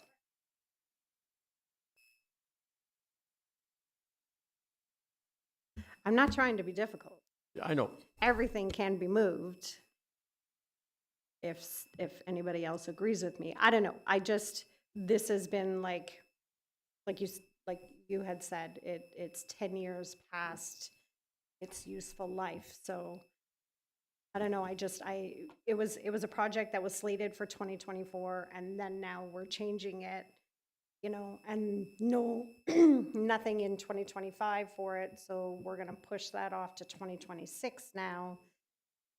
I don't think it's fair to the residents that we're expecting it to be done in 2024. And I think we should try hard to find some more money let's just do them all. Let's just do them all. But at least let's try and do Maplewood. Thank you, Madam Bigelow. Mr. Barton? Thank you, Mr. Mayor. Unlike my friend over there, I am trying to be difficult. I rise in favor of option number 1 here. I think it's the way to go if we have a cost savings opportunity, but I'd be remiss to have this conversation about paving without pointing out that I think there must be holes or problems with the program that identifies roads, because a number of the roads in the village of Vankleekil are in terrible condition and require repair, not the least of which is Pendleton, which I think has slipped through the cracks here because it was slated for repair some time ago. We waited for the connecting links to be finished, et cetera, and then the construction on the street. So I think we're well behind. So I didn't want to miss this opportunity to present that again. I understand it's not part of this option here today, but if it was as easy as my friend suggested to find money and pave them all, that would be great. And that's a challenge. But I'm interested to learn more about the process that identifies the road and the order in which they need to be done. Because when I drive up and down them, it doesn't seem to always line up with the map as indicated. Thank you. Thank you, Mr. Bardon. Mr. Lévesque. I just wanted to add for Pendleton, part of the reason it wasn't done in recent years is because of all the construction on Pendleton and all the road cuts that had to be done. And if you look at Pendleton, there's a section that's in really bad shape. I think Derek Ravery has done that a few times. And that's one area that will need to be done. It's slated to be done next year. What we're trying to do is we're trying to do roads in a given section because the setup cost is less. So we want to reduce the setup cost so that we have best paving cost possible next year. Our goal. Thank you, Mr. Mayor. I took that as hearing next year all of Vankleekill is getting paved, and I'm excited about that. He wasn't listening, but he's nodding his head in agreement. He might change his mind when we get back to budget of 2025. Monsieur Minor, après ça, Monsieur Roy. Merci, Monsieur le Maire. I thought Vankleekill was already paved, which is not the case for West Hawkesbury. I would like to say that I had conversation with Madame Bigelow today on that, and I support whatever effort can be done. I would appreciate if we could come up with some figure and see what can be done, because I agree that I understand why Bedard and Menard was put in there, because they ended up having the right figures to fit in that budget. But I would really like to see any effort that can be done in changing those two for Maplewood. Thank you. Merci, Monsieur Reiner. Monsieur Roy. Monsieur le maire, juste par curiosité, votre système identifie chacune des rues de toute Champlain, à savoir lesquelles, en ordre de priorité, ont besoin d'être réparées, c'est ça? Une partie, c'est, oui, le système nous donne qu'est-ce qu'on appelle un PCI, c'est un Pavement Condition Index, puis fait des recommandations, mais l'être humain rentre dedans le processus aussi. Fait qu'on fait des évaluations basées sur comment est-ce qu'on peut optimiser les sélections qu'on fait pour réduire les coûts au maximum, afin qu'on est capable de faire le maximum de kilométrage de route. Fait que si on fait des routes à différentes places, comme l'année passée, on a fait Perrault, puis on a fait Chartrand-la-Douceur. Chartrand-la-Douceur était à 127 $ la tonne, Perrault était à 152 $ la tonne. Si on aurait fait toutes des routes qui étaient une à côté de l'autre, on aurait eu le bénéfice de ce coût-là de 127 $ la tonne. Ça aurait été plus avantageux pour nous autres. On aurait été capable d'en faire plus. C'est une des raisons, une des choses qu'on met dedans. Puis je remarque que cette année, il n'y a aucun projet pour le village L'Orignal. Exemple, la rue Peter, ce serait où dans l'ordre de priorité finalement? Ça serait à regarder, mais je pense que l'Orignal en a eu beaucoup à 5,1 millions avec King. C'est pour ça qu'on ne regardait pas l'Orignal.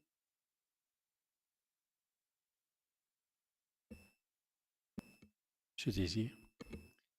Simplement pour rajouter au commentaire de M. Lévesque aussi, qu'est-ce qui arrive quand on arrive dans les villages? Il faut connaître la condition des infrastructures underground. Puis on est en train de ramasser cette information-là. Dans le Asset Management Plan qui avait été présenté au Conseil en 2021, on avait pris en considération l'information qu'on avait à ce moment-là. Mais à chacune des années, on met de l'argent dans notre budget au niveau de l'eau puis les égouts. Puis aussi au niveau des égouts pluviaux, les storms. Donc, Une fois qu'on a l'information, c'est plus facile d'aller faire des travaux dans les villages. C'est ça qu'on essaie de faire. Là, on attaque, on fait les routes plus en milieu rural et on essaie de concentrer le travail à un endroit, mais une fois qu'on va avoir l'information, comme sur Pendleton, s'assurer que notre underground il est bien.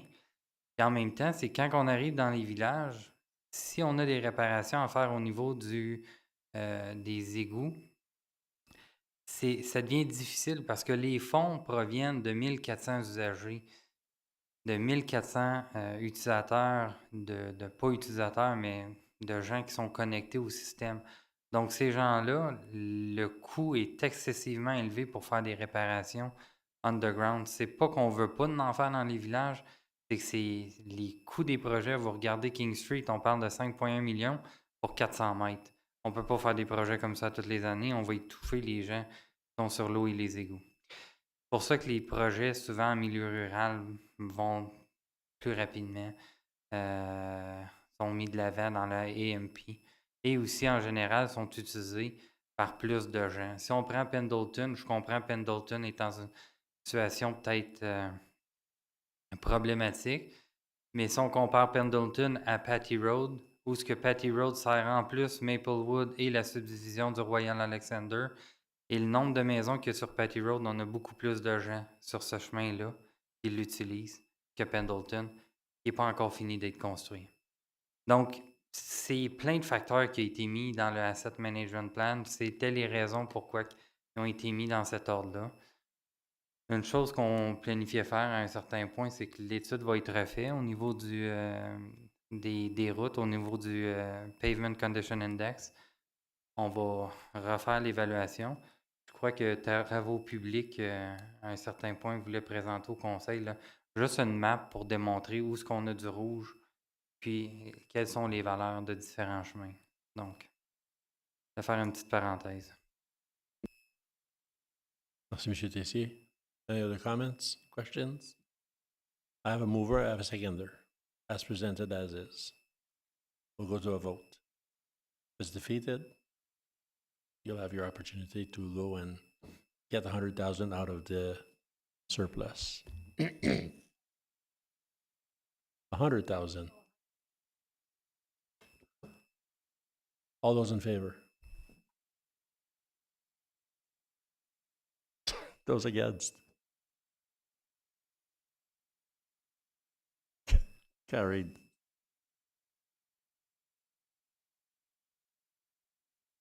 They see it on YouTube. Doesn't matter. It's all recorded. Okay, thank you. Adopté. 8.3.3. Report number PWD-2024-04, Champlain Library Brick Recommendation. As you all know, we have a show and tell on the desk here with different colors. That is what is recommended, I believe. Monsieur Lévesque, passez-nous donc nos travers pour ceux qui sont moins... Okay, so the bricks that you're seeing there, actually the one in the center is an older brick that that was on the lot at at Saint-Denis Brick and Guerre. The two other ones on the extremities are from a new pallet that he just received today. So just to show us a little bit of the difference in color, there's not a huge difference in color, but there is a difference in texture. So the bricks are not perfect, which I think is actually ideal, because if we look at the bricks that we have typically in Van Cleef-Kill, they do have different looks to them. They have some impurities. Their texture is not uniform. So it will add, or it will actually replicate a bit of that look, which I think is important. One of the things that we did do, and if you read the report, you would see that we did a comparison with the various buildings we have that have red bricks in Van Cleef-Kill. We can see that the museum, the red brick is almost identical to the one that we have at the museum, is very, very similar. And actually the museum doesn't have very much in terms of variation in the red brick color. We also saw a similarity with the red brick on the library, but on the west wall. the wall that hasn't been cleaned or modified or painted in the past, except there's a little more variation on that brick wall. So we're very similar to that brick color. The brick in front of the library, unfortunately, had been damaged in the past. That's why we're replacing it. There was paint that was put back probably in the 90s, maybe even in the 80s, that had to be removed and was removed in 1995. They did so with some harsh chemicals and with a pressure washer that removed a lot of the exterior film, what was the name? Skin. Fire skin. The fire skin. So the red color that we're seeing is actually the inside of the brick, and it's not the color that we should see on the library brick. So it's not representative of what it used to be in the past. This will be more of a representation of what it used to be. It's the identical size as the brick that we have, and it matches very closely the brick of the Proudfoot ML building right next to the library. So in my opinion, it's an extremely good match. And I think it would look better than the east wall that had been done in the past, which is a bigger brick and a lot more variation. So I would recommend this brick personally. Any questions? Merci, Michel Lévesque. Questions, commentaires? Mr. Burton? Thank you, Mr. Mayor. I've got a couple of questions, if you'll permit. First of all, is it brick veneer essentially that we're putting on? We're just replacing the outer layer of brick. I don't know if it's 2 or 3 layers. I don't remember that far back. So there's 3 layers of brick. We're removing the top layer, the exterior layer. So my concern with the bricks here presented is that, so we had the original brick, the one that appears in the photos. There's the one in the middle, I understand, is darker brown as compared to the 2 kind of oranger, probably not a word in any language, but the more orange bricks in the exterior. The uniformity of it is a big concern. We do have some bad examples, some of them that we own, where the brick is all one color, probably done in the last 30 or 40 years, and it just obviously doesn't look that good. So do you know that in a palette of these bricks, will they all be identical color? Is there variation in color? So from what I have seen, there's little variation in color, but like I said, there's variation in texture and I guess how perfect the outside surface of the brick is. And that will affect light. It will affect how it looks.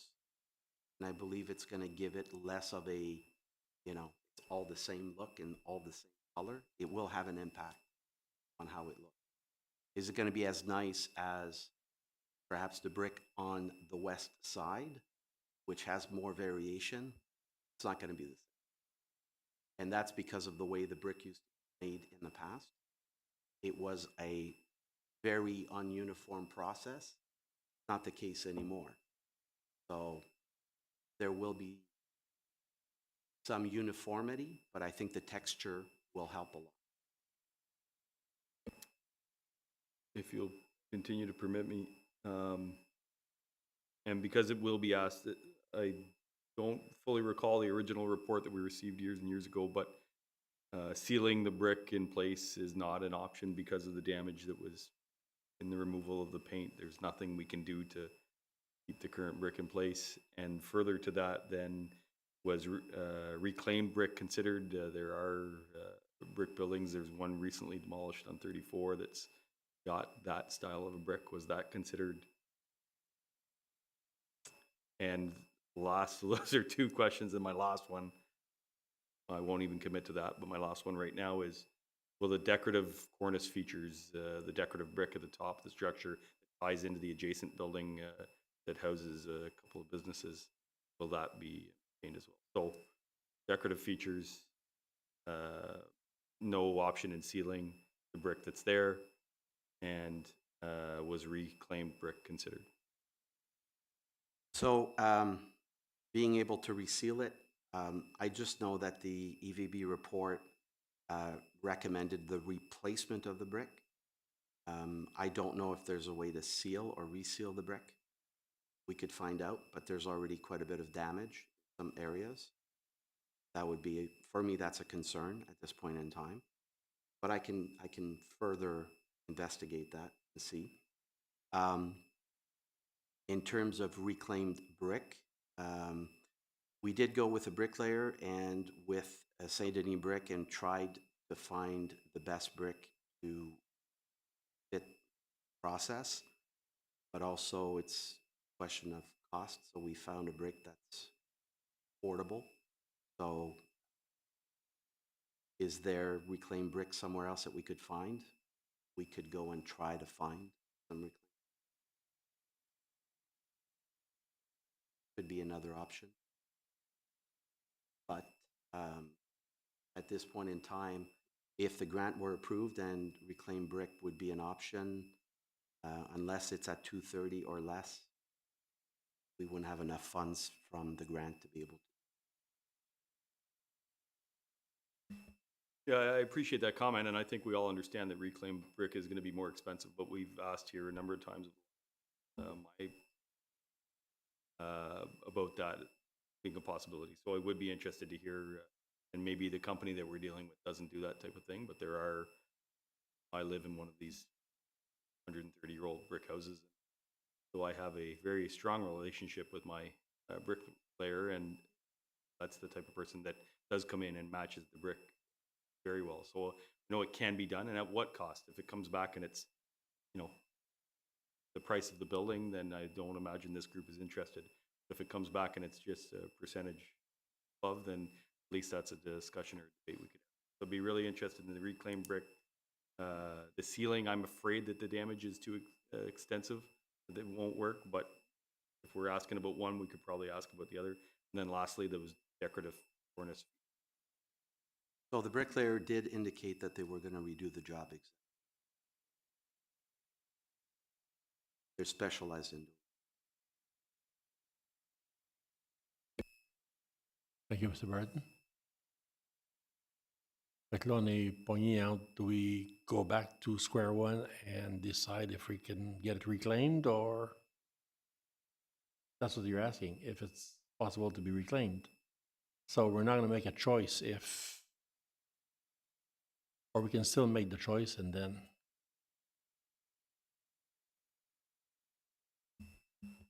Well, again, my concern here, Mr. Mayor, is the uniformity.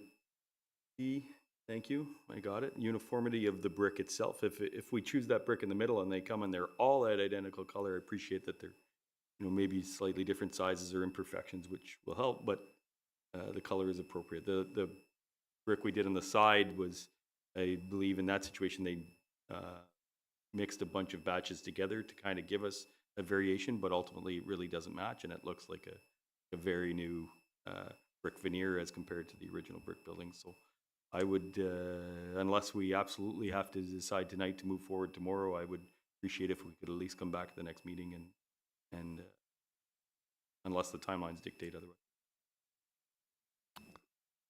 We got Mr. Barton's opinion. Est-ce que le conseil est d'accord? On peut revenir le mois prochain. C'est pas une brisure. On n'a pas un bricklayer on the side qui attend pour faire le job, là. Comme c'est là, on regardait à faire, il faut qu'on ait le grant en premier, c'est sûr, il faut avoir l'argent. On regardait à faire les travaux en septembre. Fait que, on a encore un peu de temps pour décider. Mais je veux juste rajouter un point. Quand on compare le musée, regardez le musée est uniforme. Le brick est uniforme sur le musée. Fait qu'on ne sera pas beaucoup différent du musée, puis on a une différence de texture qui donne une différence de là.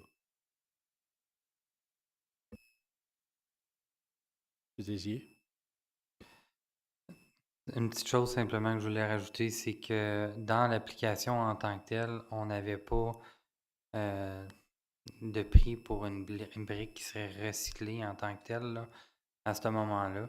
Donc, La façon que ça fonctionne, à moins que le programme le permette, il fallait mettre des soumissions.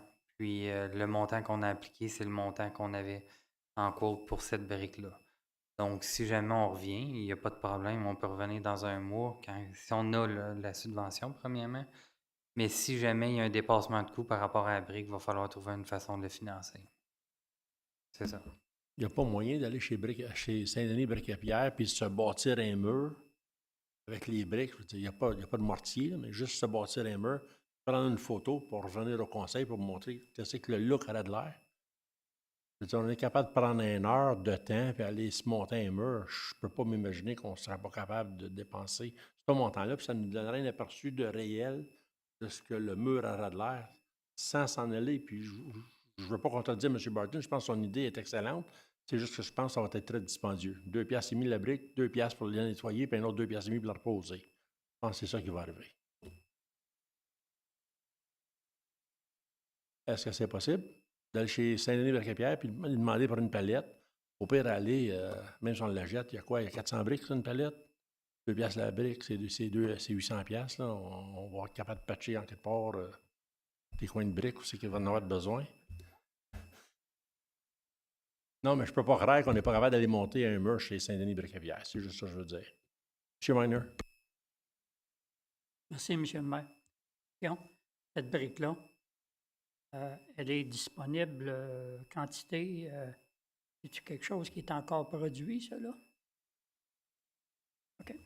Merci. C'est une brique qui est produite aux États-Unis. Bien des États. Et oui, c'est disponible. Merci. Donc, on va mettre en attente cet item-là. On va le rapporter au prochain meeting du mois de mai.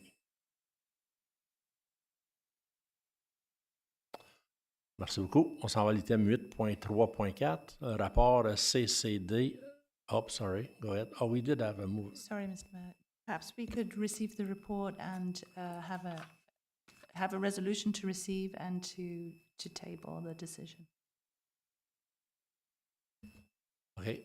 So I'll read the resolution. Be it resolved that communication.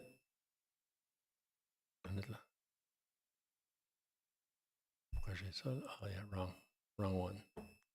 There we go. Be it received that the Public Work Report PWD-2024-04 dated April 15, 2024 regarding the Champlain Library brick selection recommendation be received and filed. And furthermore, That this item be tabled to the next meeting. perfect. Moved by Mr. Barton, seconded by Madame Bigelow. All those in favor? Against? Carried. 8.3.4, report CCD-2024-03, RCMP musical ride special event support. I think it's pretty easy. Let me read it. Be it resolved that Communication and Community Development Report CCD-2024-03, dated April 25th, 2024, regarding the Van Cleek Agricultural Society's special event request be received and filed, and be it further resolved that Council approves the request for the municipal support in the form of personnel with a water truck for the RCMP musical ride dated for June 9, 2024. Mover and seconder. Monsieur Duval, seconded by Monsieur Lalonde. Comments? Questions? All those in favor? Against? Carried. Oh, Monsieur Minor? Thank you, Mr. Mayor. Am I the only one that saw something on Facebook about they're changing where it's going to happen? It's still at the fairground? Okay, sorry, saw something. Merci, M. Weiner. 8.3.5, le rapport CCD 2024-04, Road Closure Request, Special Events. Be it resolved that Communication and Community Development Report number CCD-2024-04 dated April 25th, 2024 regarding temporary road closure request for the special events be received and filed. And be it further resolved that Council approves the temporary road closures requested by Excellent Events for the following special events. May show that will take place on May 19, 2024 from 8 a.m. to 6 p.m. on Main Street, east of Ventliquille from Kirk Lane to Bertha Street, and the Festival of Flavors that will take place on September 8, 2024 from 8 a.m. to 6 p.m. on Main Street, east of Ventliquille from Kirk Lane to Bertha Street. Mover and seconder, Mr. Duval, seconded by Madame Bigelow. All those in favor? Against? Carried. This is a new item. Now that we have all the reports, we finally decided to group them all together. They're all going to be consented. If there's anyone that you want to discuss, just mention it, or we'll read the resolution. I'll read one by one, and if you want to talk about it, we'll talk about it. Be it resolved that the following staff report be received and filed. Item number 8.4.1, accounts, March 2024. 8.4.2, fire monthly report, March 2024. That's where you can come in and we can discuss it. 8.4.3, Parks and Recreation monthly report, March 2024. 8.4.4, Public Works monthly report, March 2024. 8.4.5, a building a monthly report for March 2024. 8.4.6, bylaw enforcement monthly report for March 2024. We also have 8.4.7, communications and community development monthly report for March 2024. We also have 8.4.8, a drainage monthly report for March 2024. And we also have the last one, which is the 8.4.9 library monthly report, March 2024. I'll need a mover and a seconder to receive all the reports. Mr. Barton, appuyé de Monsieur Minor. All those in favor?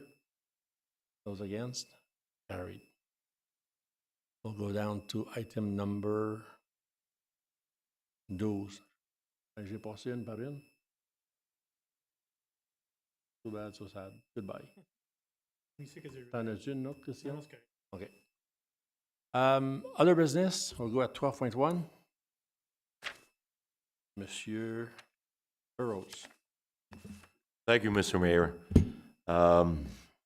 The issue that I'm going to be bringing up and eventually asking for a resolution is in regards to an email that I received from a resident who indicated that on Saturday, the 20th of April at 7:14 p.m., he was injured in a farm accident. He sustained a broken fibula and tibia. He laid on the barn floor for exactly 1 hour and 4 minutes before the paramedics attended. The call was made immediately by a cell phone, and it was answered by the 911 Quebec. Eventually, the call was transferred to 911 Ontario. So there was somewhat of a delay at that time. This gentleman does not complain about the paramedics, and completely to the contrary, he says that he was treated incredibly well, but he has concerns in regards to the delay that happened in this particular case. I realized at the time, 7:14 p.m., and I believe the paramedics are still on 12-hour shifts, would probably coincide with shift change. I'm not sure, but I imagine that's probably what it is. If there is a shift change and 12-hour shifts in place, there should be an overlap shift that covers, that provides coverage, even though that members are going off duty and others are coming in on duty. Upon the paramedics attending, they were unable to administer any drugs superior to a Tylenol 3. Now, once again, there are questions to be asked because, as I recall, paramedics can administer drugs under the direction of a physician. Is it because that the personnel that attended was not trained? If so, then that's an administrative problem that they have to ensure that their members are trained, or at least have one member in the ambulance unit that can provide those type of medications. I would like council to support me in a resolution that we ask our mayor, Mr. Riopel, to find out from the director of paramedics at the United Counties of Prescott Russell as to the reasons why there was such a delay of 1 hour and 4 minutes. We know if you're calling for a heart attack and the ambulance shows up at 1 hour and 4 minutes later, chances are you are flatline. But we cannot neglect the fact that if you have a broken leg and you are bleeding internally with a hemorrhage, you can also be flatline. So there's questions in regards to priorities as to how the dispatching is being done. And I would ask council to support me and that we find out more about this. I do not want to get into further details to identify the gentleman, but I have provided those details to the mayor to look into the matter. Thank you. Merci, M. Rose. Vous avez la motion sur la table, je vais la respecter. Est-ce qu'on a un appuyeur? M. Duval? Oh, sorry. Question or you want to second? Oh, you were going to second it? Okay. Question, commentaire, M. Duval? M. Miner? Maybe we can ask our fire chief, you know, what do you think about that? Is it like your legal opinion about administering the drugs and stuff like that? Do you know anything about that, or I'm sure you do?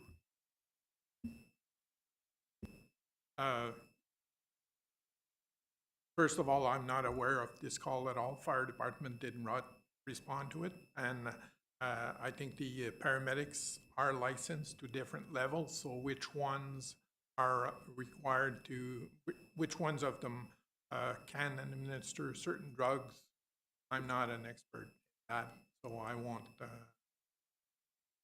answer that. One thing I can probably direct you with is there is a new dispatch system which is called MPDS. This might have affected this call level because they're now, instead of code 4s and code 3s and that, they're now based on colors. So the two top colors, obviously, for things like heart attacks and those major calls. Then you come down into the oranges and yellow and so on. And those types of calls can go from 1 hour, 2 hour, and 3 hour responses if you're classified in those. And obviously, the chief of paramedics could explain that much better than I can. I won't even try to go into it, but I know that there has been changes province-wide in dispatch since April 10 recently. So I would expect that not the delay, but the time to respond was probably based on this system and how they graded the injuries of that incident. But obviously, directing the questions to the paramedic chief will get you the exact answer. M. Pichon. Avant d'aller à M. Burroughs, à M. Miner. M. Miner. And... Merci, M. le maire.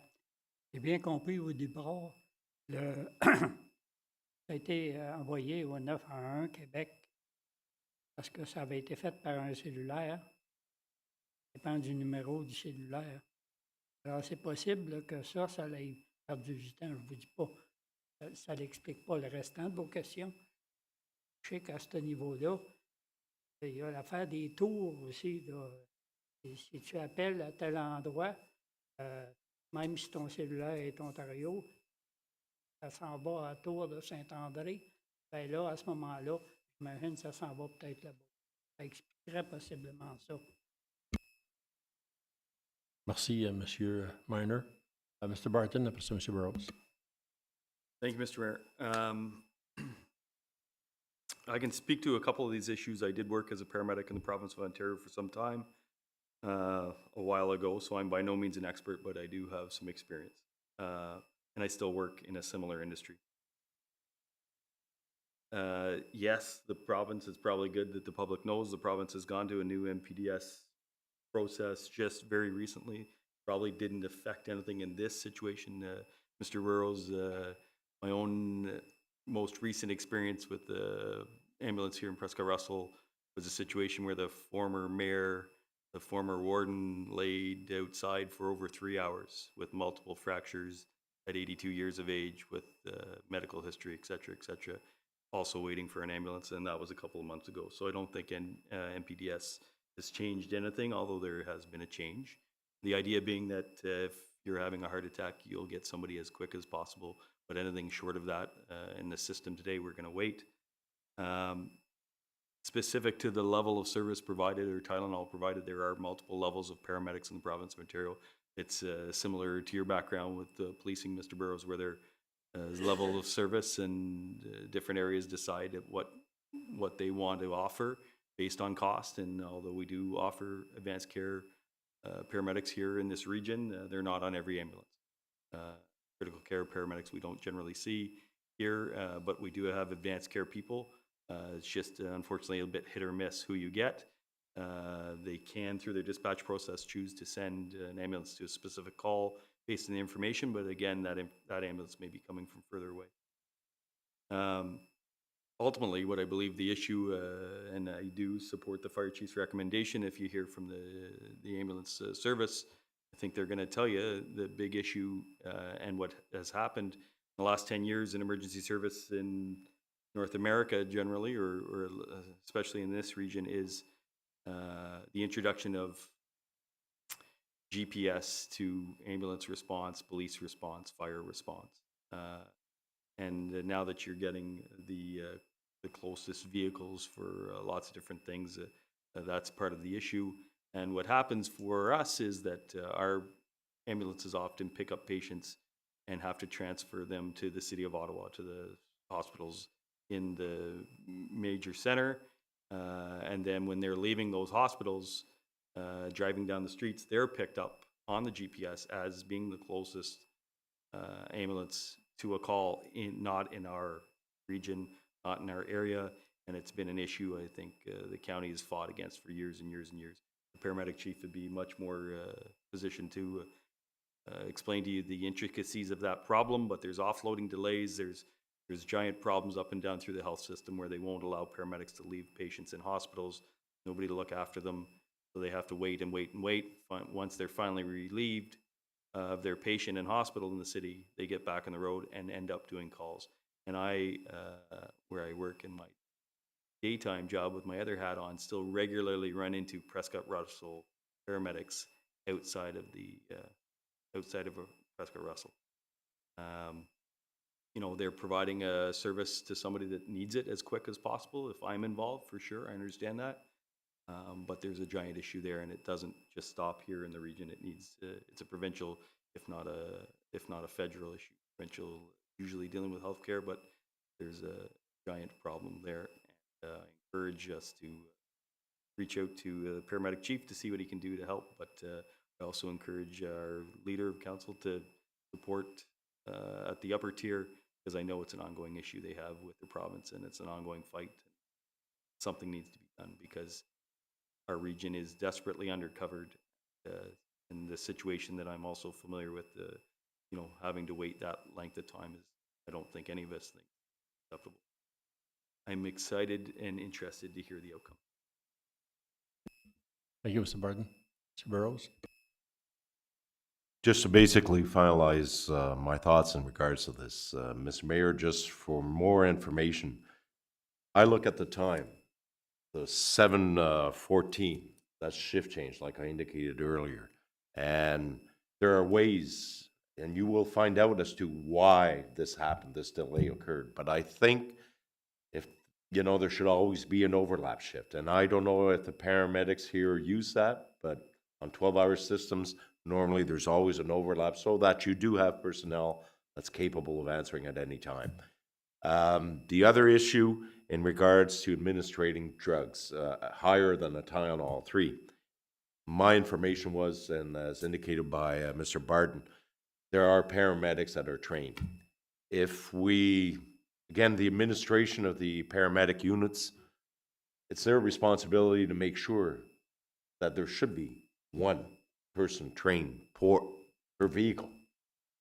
Instead of having all the guys working or girls working on one during day shift or whatever, they should be distributed in an even fashion so that we do have the ultimate service that can be offered to our people.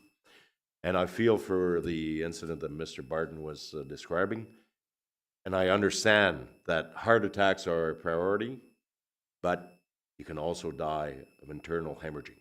And I don't know how they are, and you were describing it there, Mr. Barton, but there should be as much priority given to a broken, fractured leg and circumstances. And I don't know what information was given to the 911, but let's never forget it was given to 911 Quebec initially. So they didn't even know where this location was. Mr. Mayor, if council decides to support me in this resolution, I wish you good luck in finding out what happened, and we'll be looking forward to hearing from you in regards to this. Thank you. Thank you, Mr. Burrows. Any other comments, questions? All those in favor? Against? Carried. Now, item number 13, adoption of minutes, consented. Item number 13.1 and 13.2, be it resolved, council approve the minutes of the following meetings. Public meeting of March 28, 2024, and the regular meeting of March 28, 2024, as presented. Mover and seconder. Reminder, appuyé de, seconded by M. Duval. Any questions, comments? All those in favor? Against? Carried. Bylaws. 14.1, bylaw number 2024-30, 2024 tax rate for Champlain Township. Be it resolved that 3 reading and final passage be granted to bylaw number 2024-30, being a bylaw to authorize the adoption of the 2024 tax rate for the Township of Champlain, including establishing penalties and interest, the charges, and due dates for the final levy. Proposeur, appuyeur. Madame Miguelot, seconded by Mr. Duval. Questions, comments? Read the first time, all those in favor? Read a second time, all those in favor. Read a third time, all those in favor. Carried. 14.2, bylaw number 2024-31, Court of Revision, Smith Municipal Drain. Be it resolved that 3 reading and final passage be granted bylaw number 2024-31, being a bylaw to appoint members of the Court of Revision for assessment appeal with respect to propose the work on the Smith Municipal Drain in the Township of Champlain. So before we pass this resolution or this bylaw, we need to appoint 3 people in regards to who's going to be Madame Collard. Yes, I suggest we have 3 and 1 or 2 alternatives. So as mentioned in the bylaw, 3 members need to be appointed for the Court of Revision and 2 for standby. We'll propose. Who do we propose? I'll be an alternate. I'll be the. I'll put my name as an alternate. Let's call for 3. This one is in Lorgnal or West Osbury. It's in Lorgnal, hein? Chez Lalonde. Votre quartier. Oh, non. Je l'ai fait quand j'étais à Longueuil. Ça fait... Monsieur Roy?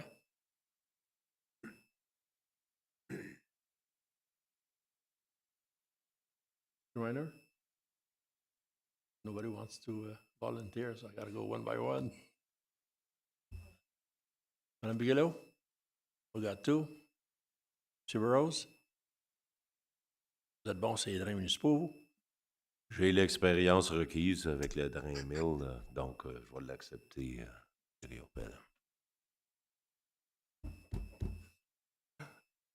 Merci, M. Burrows. Donc, on a nos 3 noms. Just talking like c'est à la fin. Oui, je veux partir. Anyways. On a 3. Je vais me mettre comme suppléant. M. Duval. Tu pas assez d'expérience. Mme Clément or Mr. Barton. Fight it between you 2. Flip a coin. Tu veux le faire? Madame Clément. All right. So I need a mover and seconder to bring the bylaw forward. Proposé, Monsieur Roy, appuyé de M. Duval. Read the first time. All those in favor? Read a second time, all those in favor. Read a third time, all those in favor. Carried. 14.3, bylaw number 2024-32, appointment of a Champlain community representative to the Hawkesbury OPP Detachment Board. Be it resolved that 3 reading and final passage be granted, bylaw number 2024-32, being a bylaw to appoint a Champlain community representative to the Hawkesbury OPP Detachment Board, and this person is Madame Sylvie Miette. Proposeur appuyeur, mover and seconder, Monsieur Roy, appuyé de Madame Bigelow. Sorry. Read the first time, all those in favor. Read the second time, all those in favor. Read the third time, all those in favor. Carried. Item number 15, correspondence for action. 15.1, Apraxia Kids, proclamation of May 14 as Apraxia Awareness Day. I hope I say it right. Apraxia. It's a very long resolution. Thank you, Madame Collard, for the nice resolution. Do I read it, or you guys are good with the resolution? We're good with it? Moved by Monsieur Barton, seconded by Monsieur Lalonde. All those in favor? Those against? Carried. Correspondence 16 for resolution. City of Peterborough. Jurisdiction of Ontario Ombudsman. Support? File. Or no action. La support. Proposé par M. Burroughs, appuyeur, seconded by Mme Bigelow. All those in favor? Against? Carried. 16.2, Prince Edward County. Accessibility for Ontarians with Disabilities Act, AODA. No wish to support. Mme Clement, appuyé de M. Miner. All those in favor? Against? Carried. 16.3, Township of Adelaide, Metcalf, a request to increase the tile drainage loan limit. It's at, I believe, 5,000. They want to bring it up. No, it's at 15,000. They want to bring it up to 20,000, I believe. Oh, 50,000, sorry. 50,000, 200,000. Monsieur Duval supports. Madame Bigelow, appuie. Mr. Miner, question? Is our resolution going to be supporting that one there? Because it seems, I don't know if I'm reading it wrong, but I think there's a mistake in the bottom, and now therefore, it says, consider increasing the maximum annual tile loan limit to a minimum of 100,000. How can you increase the maximum to a minimum of 100? I don't think minimum should be there. But we're going to support it. Do we correct it? I don't know. Maybe I'm wrong. Good question.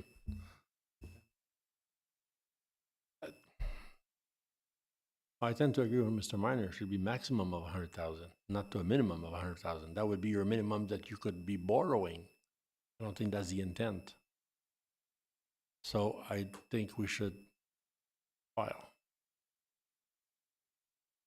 Agreed? On n'avait pas un proposeur, un appuyeur, là? If we did, you're okay with the filing? Want to make sure. Good. 16.4, Municipal of Huron Shore. Resuming the property assessment cycle in regards to impact. We all aware that no assessment has been done since 2016. Some people are worried that the impact is going to be no rush. Support or not? Let it go. On s'en va à l'item numéro 17, correspondance for information. 17.1, ski event click. Thank you letter. So noted. Question period. From the public. Now is the time to ask any questions in regards to tonight's agenda. Madame Landriot.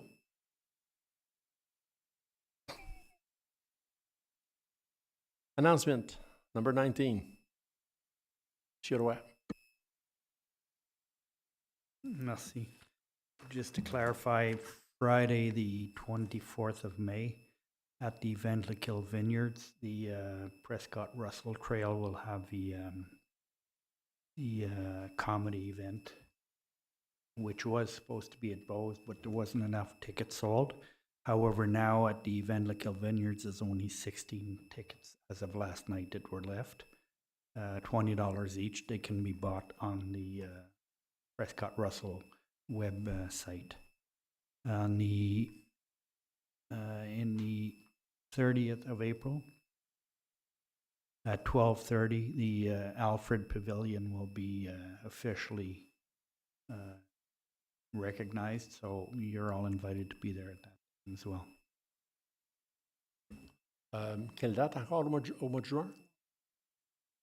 Le 30 avril pour le pavillon Alfred, puis le 24 mai pour le Comedy Night au Ventlikill Vineyards. Okay, merci beaucoup. Any other announcements? Merci beaucoup. On s'en va à l'item numéro sorry. 21. Next meeting, a special meeting, a split train, which is April 30th, 2024, at the Ventlikill Community Center. And we also have the Committee of the Whole, if necessary, May 9th, 2024, and our regular council meeting on May 23rd, 2024. Confirming bylaw number 2024-33, be it resolved that 3 readings and final passage be given. Bylaw number 2024-33 being a bylaw to confirm the proceedings of council at its meeting of April 25th, 2024. Proposeur appuyeur, mover seconder. Madame Clément, seconded by Mr. Minor. Read the first time, all those in favor. Read the second time, all those in favor. Read the third time, all those in favor. Carried. Adjournement. Moved by Mr. Minor, seconded by Girouette at 8:29 p.m. or 27. All those in favor? Against? Carried. Merci beaucoup. Bonsoir. Bye bye. À la semaine prochaine.